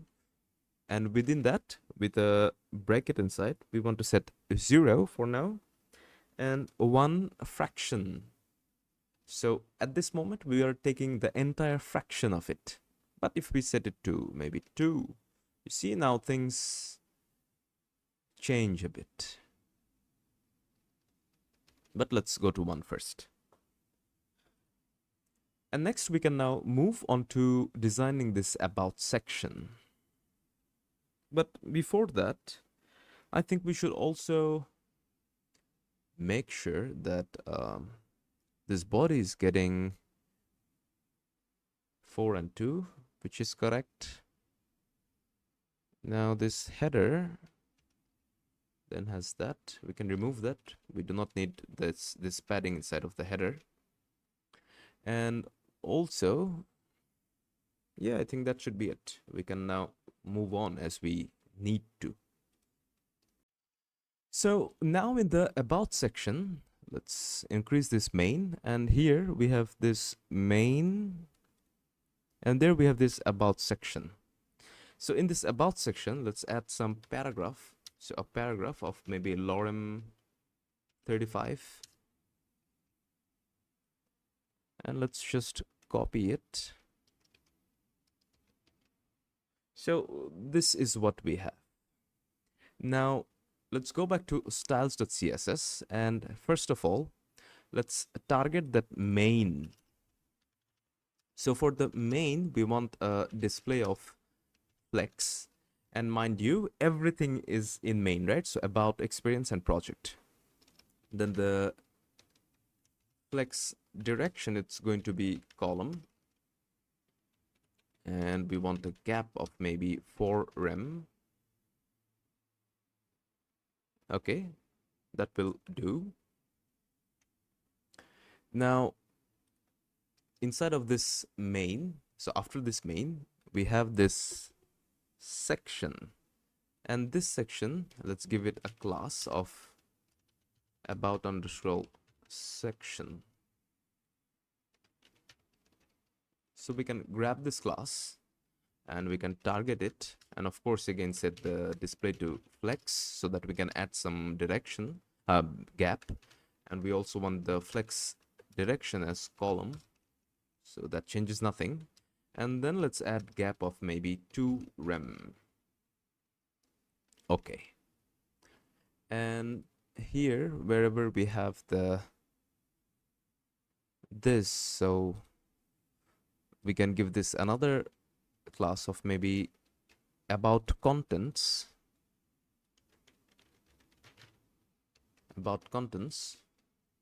and then here we can come down again and search, target that about content with all these same values. And of course, since we're doing this, we can just might as well copy it and here separate and paste it using this comma, so we do not need to repeat ourselves again. And that was maybe 1 rem. Let's go with 1 rem, or maybe 2 rem here, and let's just play around a bit to see. Let's go with 5 rem and 3 rem. No, 2 rem is good. Okay. Now, if we go back, here you see she also have some line spacings. Her letters are spaced more. We can do that if we come up here. Let's go up under the body. Let's add the P, and let's say we want a line height of 1.5 rem. Now before I save it, let's go back, and now if I save it, you see things increased a bit. Now it doesn't just end there. We should also get this style here. And for example, inside of our index.html, let's just select this here.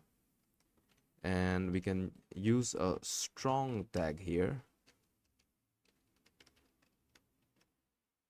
So you see we have this strong here, but for this strong, so we can come down here, and within that about section there is that strong, and let's just see if it is working. Let's give it a red color. Okay, so first we want to give it a color of this highlight color, right? So var, and there the highlight color. Now whenever we select it, we want to change the background to this cyan color, and let's get that color first. So this is the color we want, and up here again, let's say P : selection, and inside of this we want the background color to be this.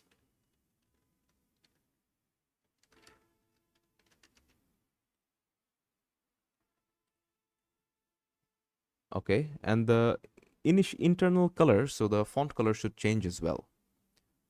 And so we can set the color to be black maybe. Good. Now we also want the same effect here, so we want all the text. So instead of this just P selection, we will select everything else. So H1 : selection, H2 : selection, H3 : selection, and so on till H6. So H4, the same thing. H5, the same thing. H6, the same thing. Great. So everything should work now. And they are. So that was the end of this about section. We can now move on to the experience section.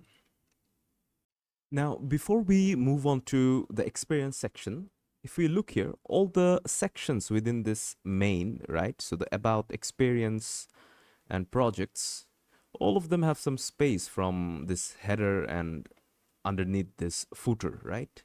So that would be after this project, we need some space, and before this about, so between the icon and this about, we need some space. Also, all these headings, so this about, experience, they are a bit smaller, and very similar to the size that we have here for the paragraph. Let's change that first. So within the body, because that already has a display of grid, we can here add a gap of maybe 5 rem. Now before we save, let's save. And we essentially achieved the gap we wanted. Maybe 6 rem. Better. And for the H2, so here let's target all the H2 and set the font size to 1 rem. Better. Also, where we have this strong here, right? So inside this about, we have this strong here, which we highlighted. So if we come down here, we have this. What we want is also, we want to change the color. So we want to hover. And here we can go with the accent. Something like this. But you see, whenever we take our mouse here, the color changes instantly. We don't want it. We want a transition, a smooth transition. For that here, we can set a property of transition duration of maybe 200 ms, so millisecond. And it tells this property that this property says, like, whatever is going to change it over a duration of 200 millisecond. So with that, if we now come here, you see the change is very subtle. We can increase the duration to maybe 2000 milliseconds, so that would be 2 seconds. And you see, it takes a long time to change. Now let's go back to 200 milliseconds. So next up, we have this experience section. And let's have a look at this experience section from Brittany Cheng.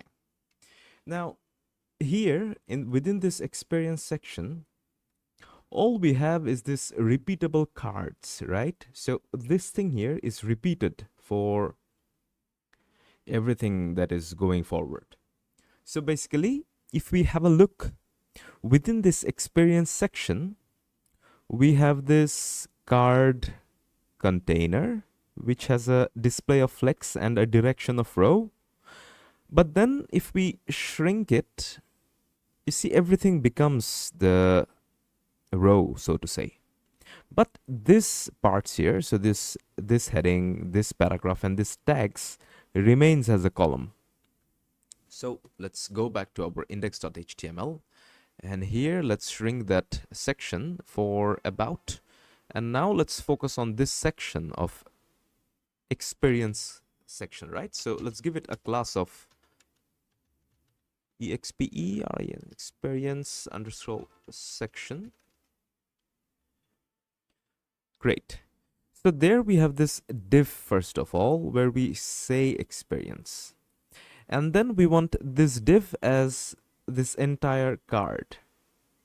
So here we can give it another class of maybe experience card. And then inside we have 2 more div, right? So one for this part and one for this part. Now you see, this is basically inside of the card, we have a grid layout. So inside of this experience card, we have a grid layout.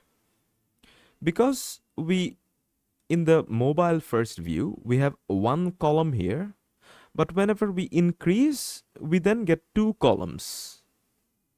And so grid is what we want.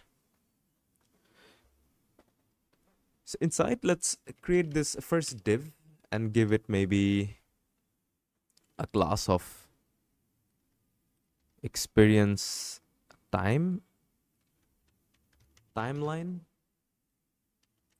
and here let's say 2024 to present.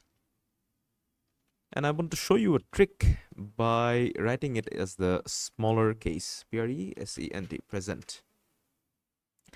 And then we have another div here, which should be named as experience content, contents. So inside of this div, what are the things that we have? We first have a h3, and here let's say lorem ipsum company. I want a h4 after that, so that I can say what was the position that I was working there, maybe web developer. And then we want a paragraph with lorem, I don't know, 100 words. 100, that's too much.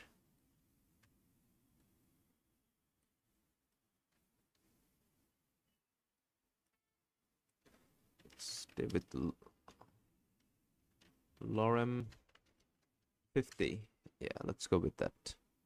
Let's go with 50 words of lorem. And then we have another div which has all these tags here, right? So let's create a new div, and we can give it a class of tags underscore container.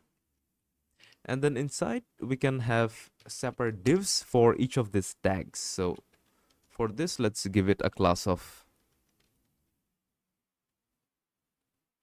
tag. And here let's say HTML. We can copy it. CSS, JavaScript, React.js. So CSS, JavaScript, React.js. Also, let's add two more. So for Node, so I'll give this one Node.js, React.js. We then have express.js, and at the end I want to say MongoDB. So let's have a quick look at what we wrote. So these are the things that we now have, and let's now move on to styles.css so we can start styling them. So I'm just going to minimize them a bit so I can have a look at the different items here. And here, first of all, let's come down. So what do we have here? Well, what we have here is, first of all, for this experience section, let's target that. So dot experience section, we always want to have a display of flex with a flex direction as column. That is pretty much maintainable. We also want a gap of maybe 2 rem.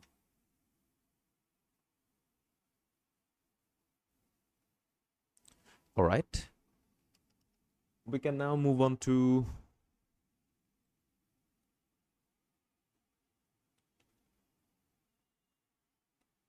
experience cards here. So that would be this entire experience card. So one of this experience card. And here, let's grab this experience card followed by dot experience card. Let's give it a display of a grid. And then we can add that grid template column where we have that repeat. And let's go up here where we used it. Let's grab that. Let's paste it here. So we want to And what does this does?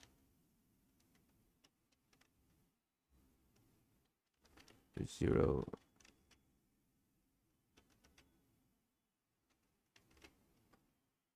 All right.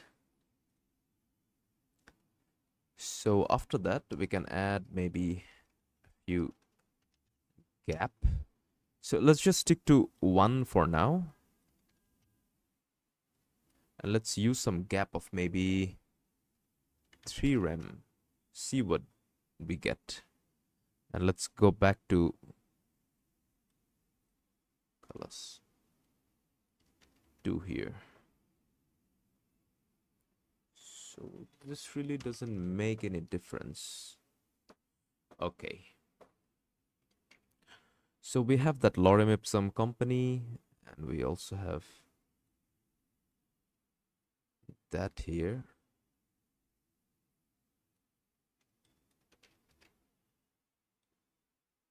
So this is the look we have at this moment. And then we can come down here where we have the experience contents, right? So first let's have a look at the experience timeline. And we can see that there is a bit of a different color going on here. A bit darker color, so to say. So Control Shift C, let's grab that color.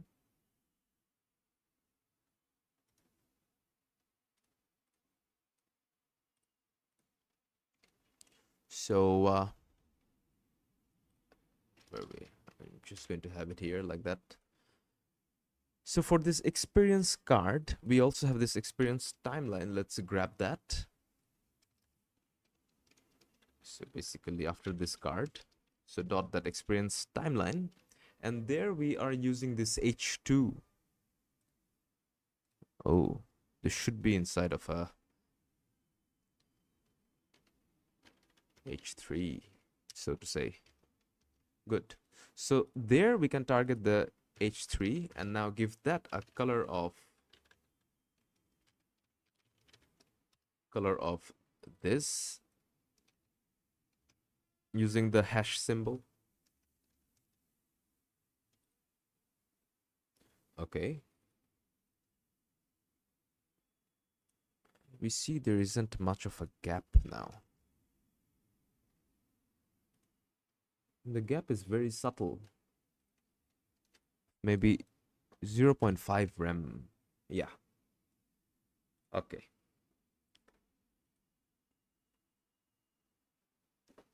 Maybe we can set this gap not here, but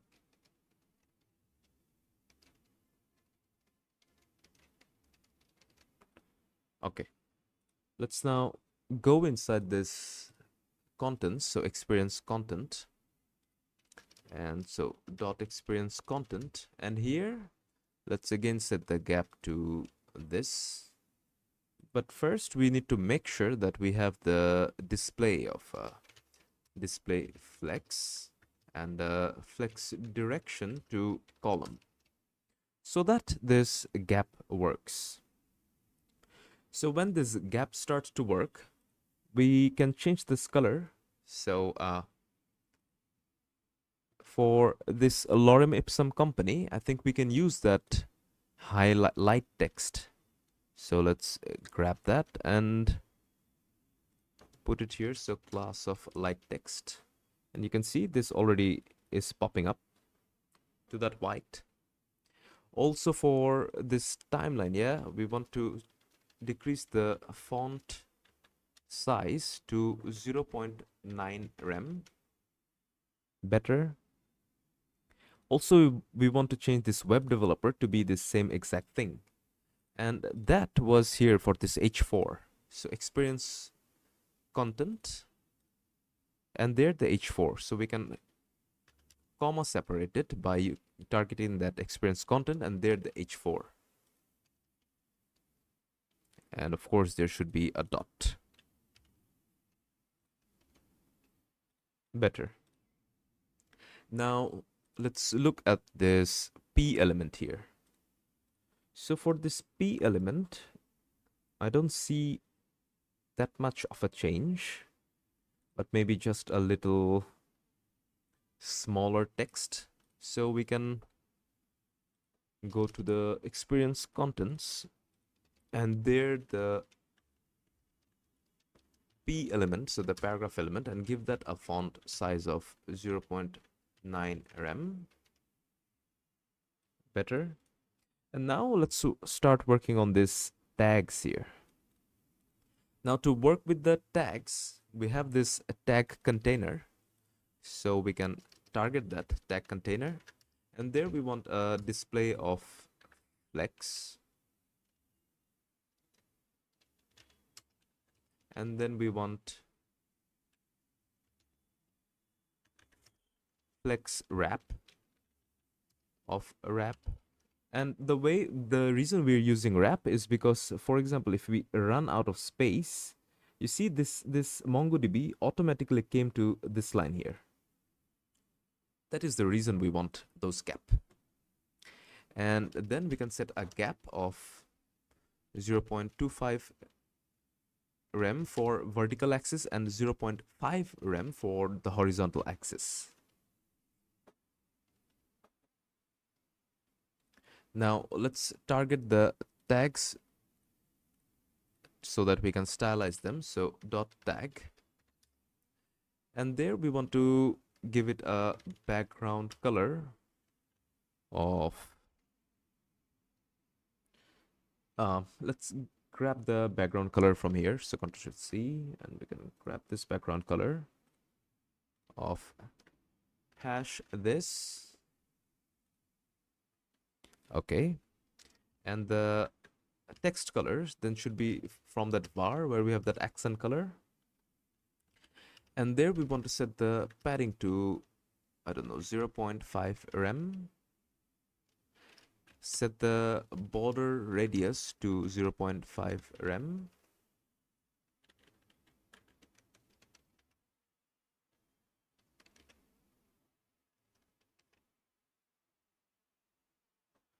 And for the padding, let's increase them to, I don't know, 1 rem for throughout. No. So that would be 0.25 rem for the vertical axis and 1 rem for the horizontal axis. Much better. Also, we want to change the font size to 0.8 rem. But somehow this has a much better look. Let's increase it to 0.9 rem. And also we want to add some more gap. Let's change it to 1 rem.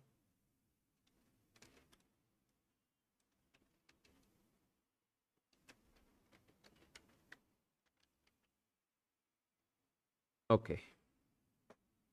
So with that, now our experience section is pretty much ready. For example, here, if I just make this 2 and save, now you see this is pretty much working well. Now, first we are going to finish everything for this mobile section. So next we are going to work with that project. And then later we will work with this responsive view so that whenever we increase and decrease, this changes from 1 to 2 and 2 to 1 automatically. But before that, let's set it back to 1. And here we can grab this experience card and paste it a few more times. So 1 here, 1 there. So that we have total of 3 experience. So here we can say from 2004 to 2024 to present, and here 2022 to 2024, and then the last one 2020 to 2022. So with that, let's just minimize this experiences. So we have 3 of this, and then we also want a button that is going to show us a viewful resume. So here at the end of this section, so this experience section, after the last div of experience card, we want another div, and let's give it a class of resume underscore link. And here we can say view full resume within a p element here. So with that, we have that look. But for this look as well, we want a different color of what was that light text. So I'll grab this and also add here. So using that space, we can use that light text. And this now is a bit smaller, so let's remove that light text. Let's search where that light text was. So we have this light text here. Let's just carry this color. So let's come down, and now we are going for that resume underscore link. And first, that is the color we want to give. We also want to give a font size of 1.2 rem and a font weight of 500. Let's see, with 1.3 rem. Okay. So later we will add the icon here. Also, we will make it do different things. But now let's grab this and also add a hover. So :hover, and just change the color from this to the one with accent. And also add the transition duration to 200 millisecond. Now, one thing I told you that about this present, yeah, I will show you a trick. The way we can do that is by coming to this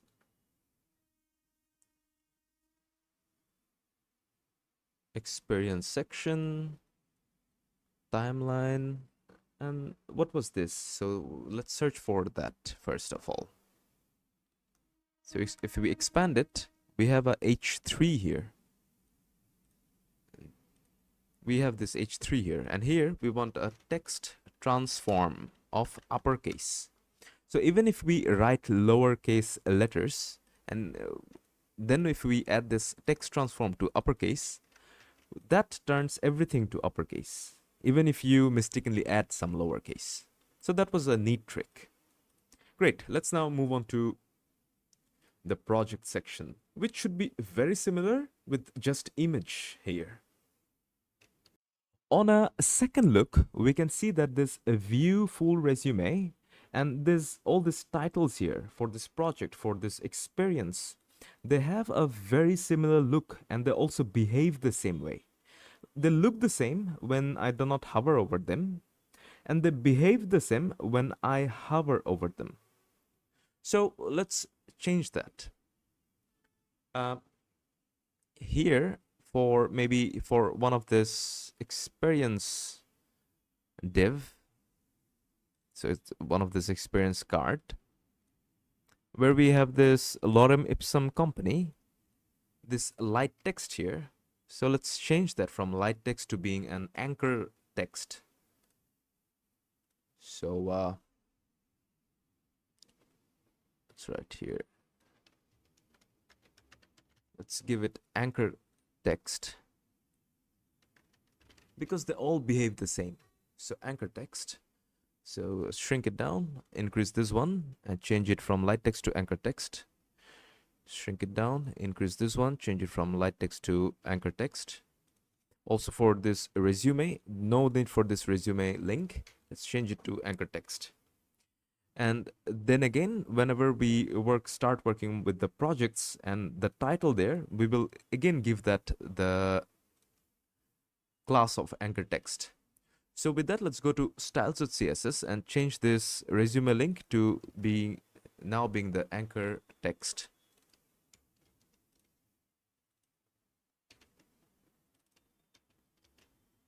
And with that, this lorem ipsum company changes. This here changes. That's all good. I want to shrink it down to 1.2 rem. Okay. All we have to do is just add this icon later. Let's have a quick look at Brittany Cheng's project page and the experience page. Now, you do not have to be an expert to notice it. That experience part, so the experience cards and the project cards are pretty much the same. Here in the experience section, we have a date, so a duration, and then for the projects, we have an image. Then on the right side, there is a title, and we added a second title, like the company name, and then um, the short title. So for example, full stack. Likewise, here we have the name of the project, and then we have the paragraph describing the project. And of course, for some, there are also these tags, which are also present here. So what we can deduce is that the experience section and the project section works pretty much the same. And we can definitely then copy this experience section, so to say. So for this section of projects, first let's give it a class of project section. And then after this div, we have the inner div. So the inner div would be each of these cards. So each of this. So this title, name, this text, and then this image. So for that tag there, let's first give here a new class and call it project card. And then if we increase one of this, we can definitely grab everything from here. So back in our project card, let's add one of this. So first of all, this experience timeline, it's going to be changed to project image. So project underscore image underscore container, and we will change it later. Then we have project contents. So instead of that experience content, it's now going to be project contents. Then we have the lorem ipsum company, and it's going to be lorem ipsum project. And we can remove this h4. We do not need this. So now we are left with this lorem ipsum and then the tags. Now what we want is, we also want an image here, right? So for the image, let's change it from this to being an image. And let's quickly open up a new tab here, and let's say web development UI, so that we can download some image.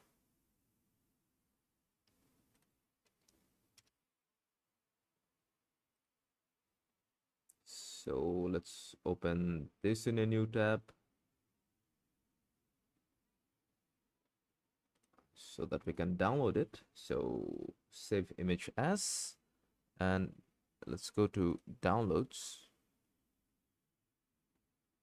There, let's just save it as, but this is a AVIF image. I do not want this image. Let's search for something else. Maybe grab this one.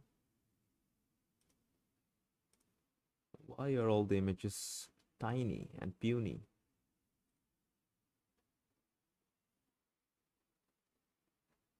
Yeah, let's grab this one.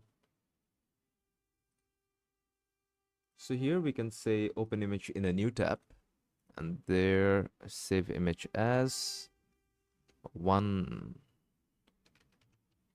let's say project. So now here in our Explorer, let's add a new folder, call it public, And inside of that public, we want a new folder called images. And there we want to add those images. So download, I want this project and I want to grab it and put it inside of this images. Good. So what we can now do is first let's add a alt, an image of a project. Okay. And for the source, we want to go to public images and that project.webp. So let's save it. And if we now go back to our own portfolio, we have everything we need. And this image is kind of a big image, so to say. Let's change that. So first, let's start working. We have this experience section where we set the display to flex and display direction to column. Let's add our dot project section there. So this. We save it. Okay. Then we have our project card, for which we can come down here and also add our project card after beside that experience card, so they have the same exact styling. The only thing we should do is maybe we can select our project image container inside of the project card. So the dot project image container, and give that a width of maybe 200 pixel. Let's try 100 pixel.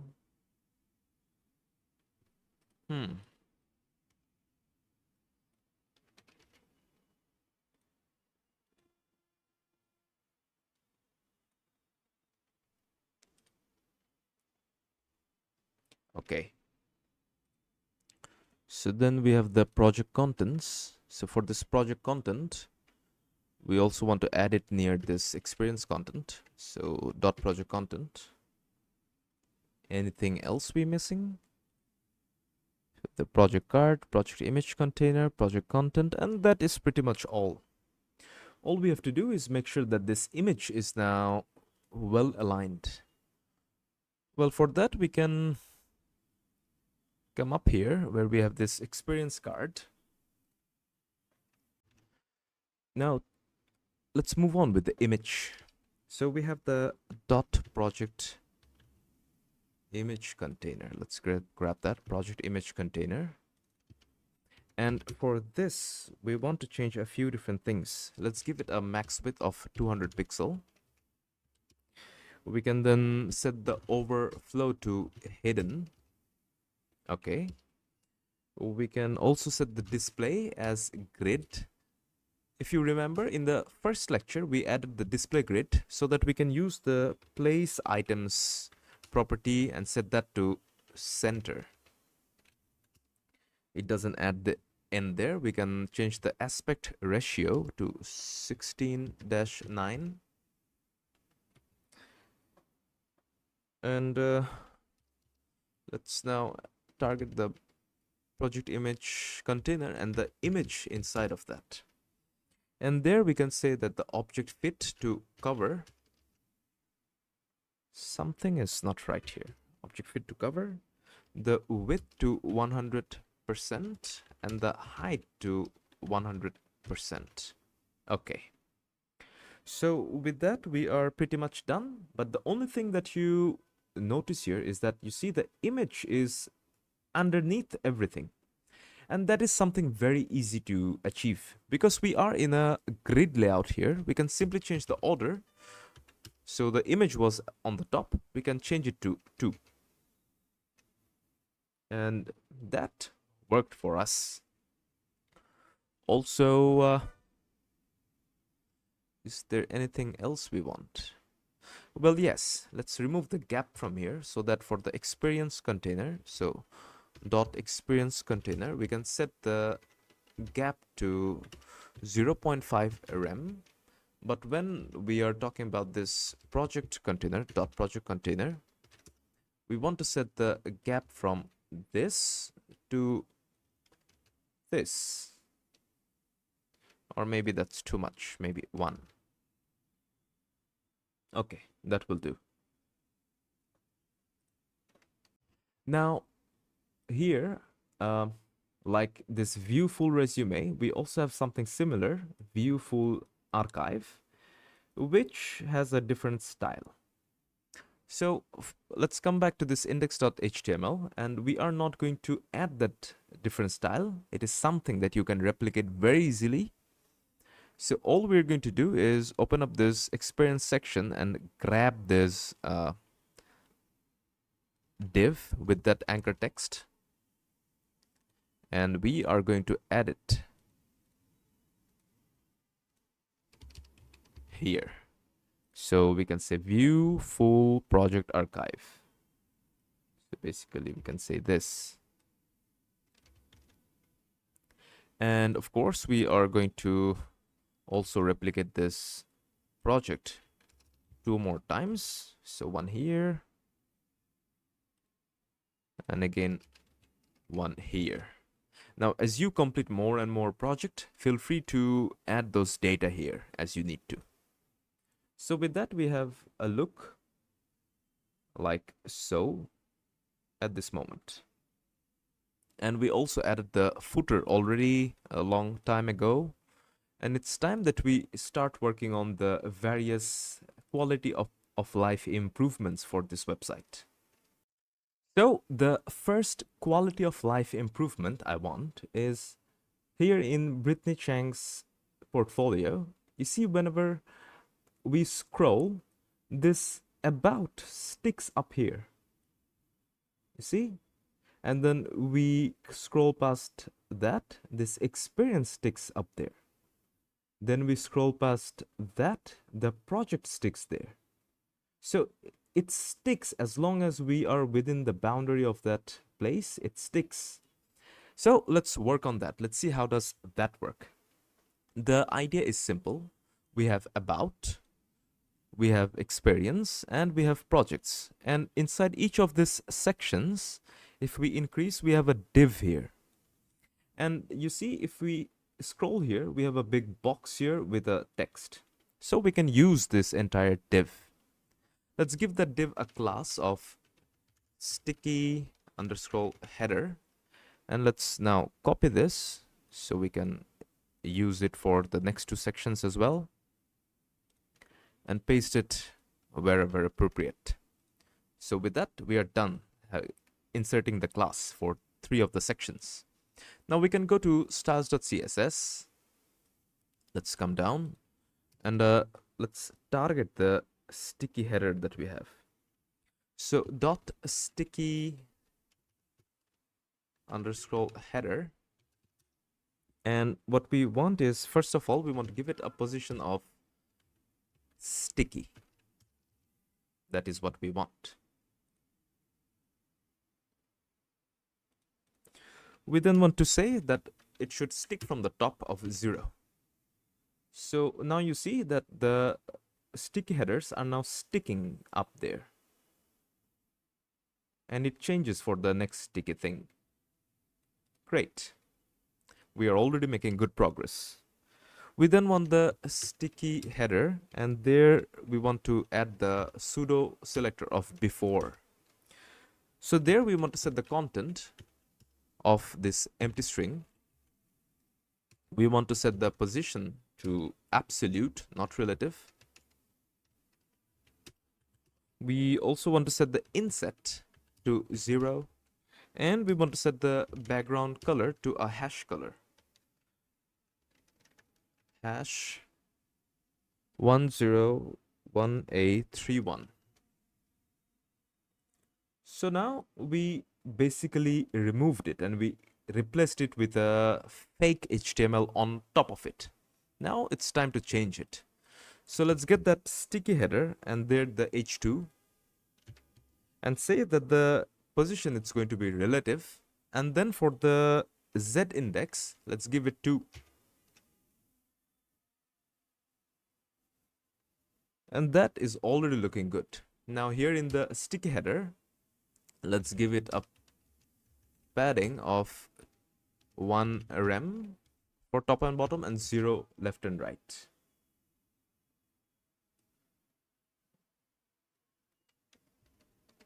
maybe.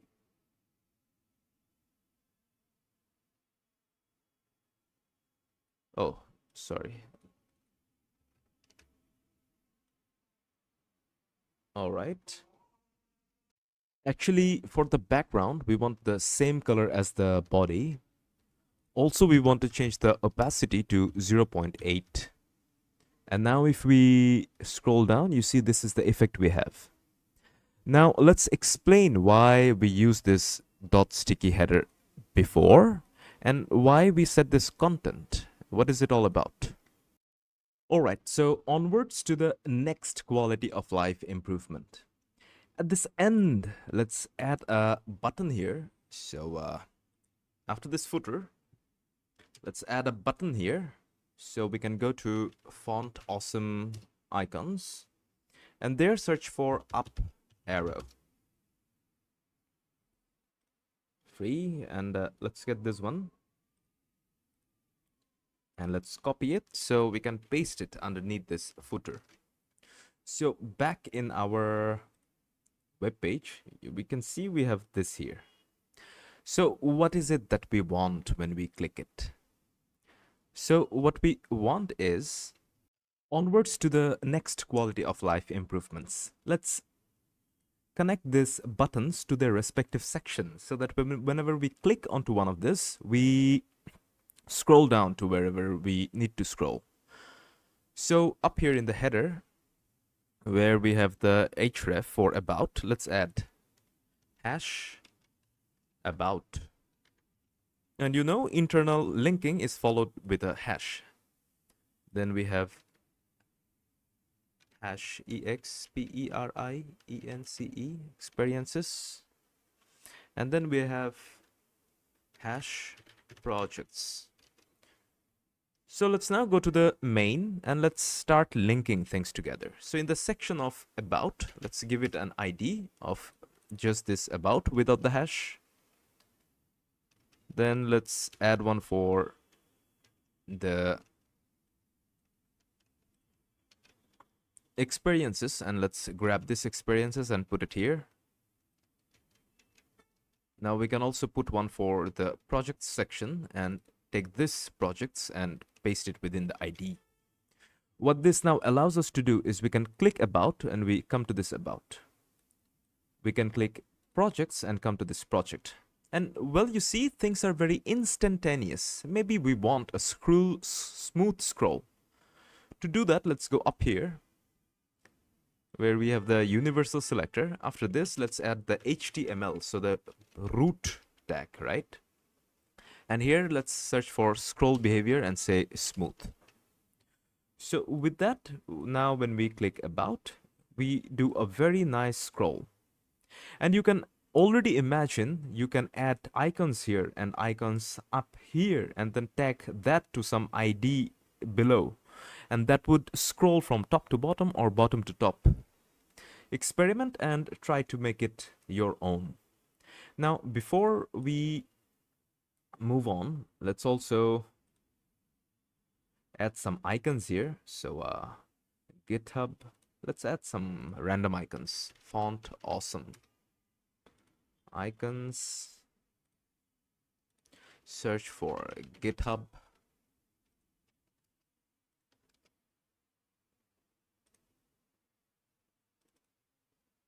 Let's take this. We have the header. Let's put one here. Let's get Instagram. Let's put that here. And also, let's get maybe Gmail.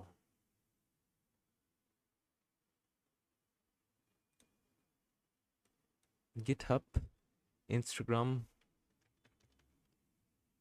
LinkedIn. So let's get that and let's put it here. No need for the Instagram. Or maybe if you want, you can add it. I, however, will not add it now. So with that, just the two things we have, and later we can stylize it. Let's now move on to responsive design. But first, you see in this header, we have a few nav elements, and we can make that a bit beautiful. You see, we have those anchor texts, right? And we can inject those here as well. So class of anchor text, and what this then allows us to do is have this hover effect.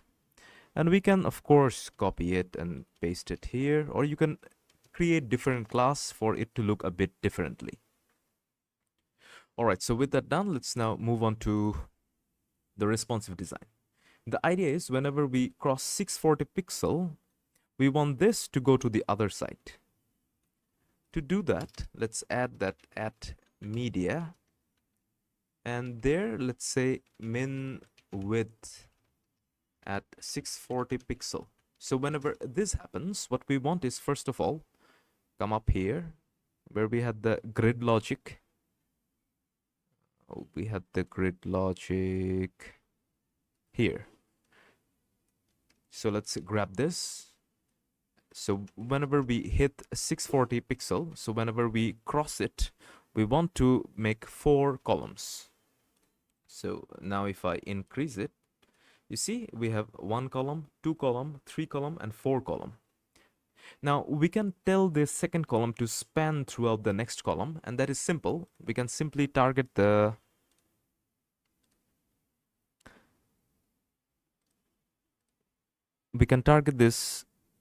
this div here, so this experience content. So let's grab that, followed by the dot, and we can also have the project contents,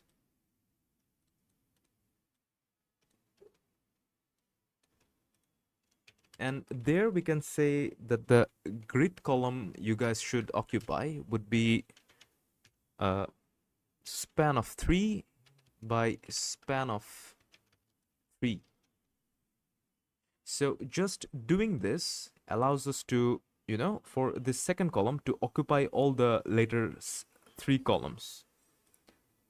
And this is the look we get from that.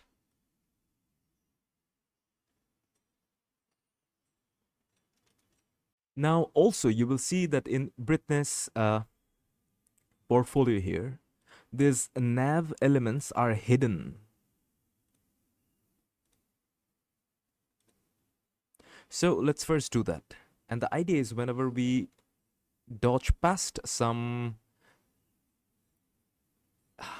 width, it only appears at that time. So what we want to do is, for example, we have this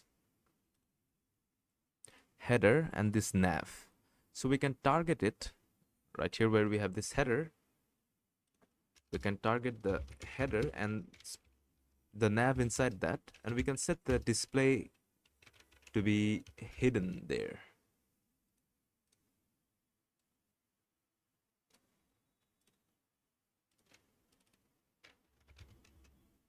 All right.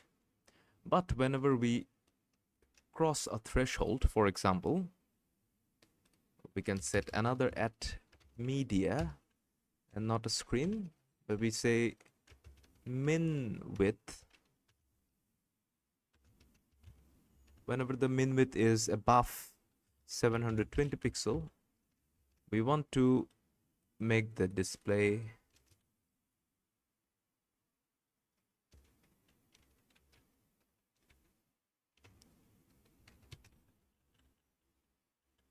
what can we do here? We can set the display to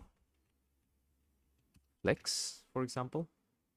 So with that, you see, it now appears whenever we cross a certain threshold. But I think we want to get it even later. Maybe. All right, let's just stick to 720 pixel now. And we say that the flex direction, it's going to be column, and we want a gap of 0.5 rem. See, this is what we get. But what we also want is we want this section here to come to the left whenever we cross past a threshold. All right, So first, it's not 720, it should be 1024 pixel. That's good. Now the idea is that here, of course, we have this header nav, but we also want this body. Where is our body? We also kind of need this body here. So let's just grab this body. Let's come down. Let's paste it here. And we do not need all these things. Let's just set it to 2, so to say. And then we can also take the dot sticky header and set its display to none, because you see in Britney's portfolio, this sticky header goes away when we come to this big screen. All right, then what are the things we have? We also have a footer. So for the footer, we have a grid column that's with a span 2 by span 2.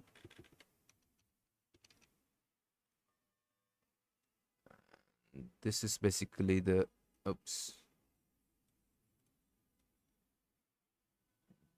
this is basically the look we get. Also, we want to set the flex direction to row. We want the max width to be 1000 pixel. We want some margin to be 0 and auto, so that things come to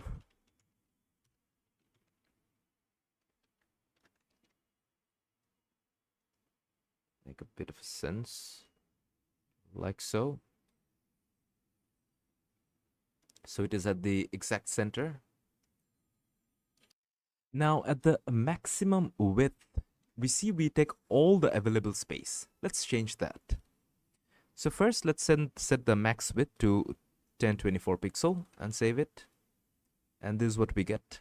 Now let's bring it to center by using justify content. But before that, let's use the 100% of the width. Okay. Now we can use the margin to set the 0 from top and bottom, and auto for bringing it to the center. And you see we now have somewhat of a similar look here.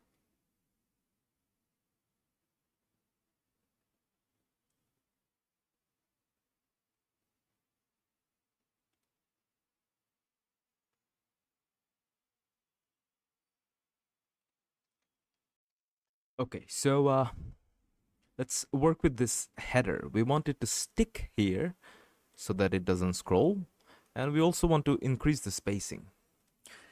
So we can simply target the header here and give it a position of sticky. We should also tell that from the top we want to hold a distance of 6 rem, and that we want the height to be fit content, so that it only takes as much height as it needs, like so.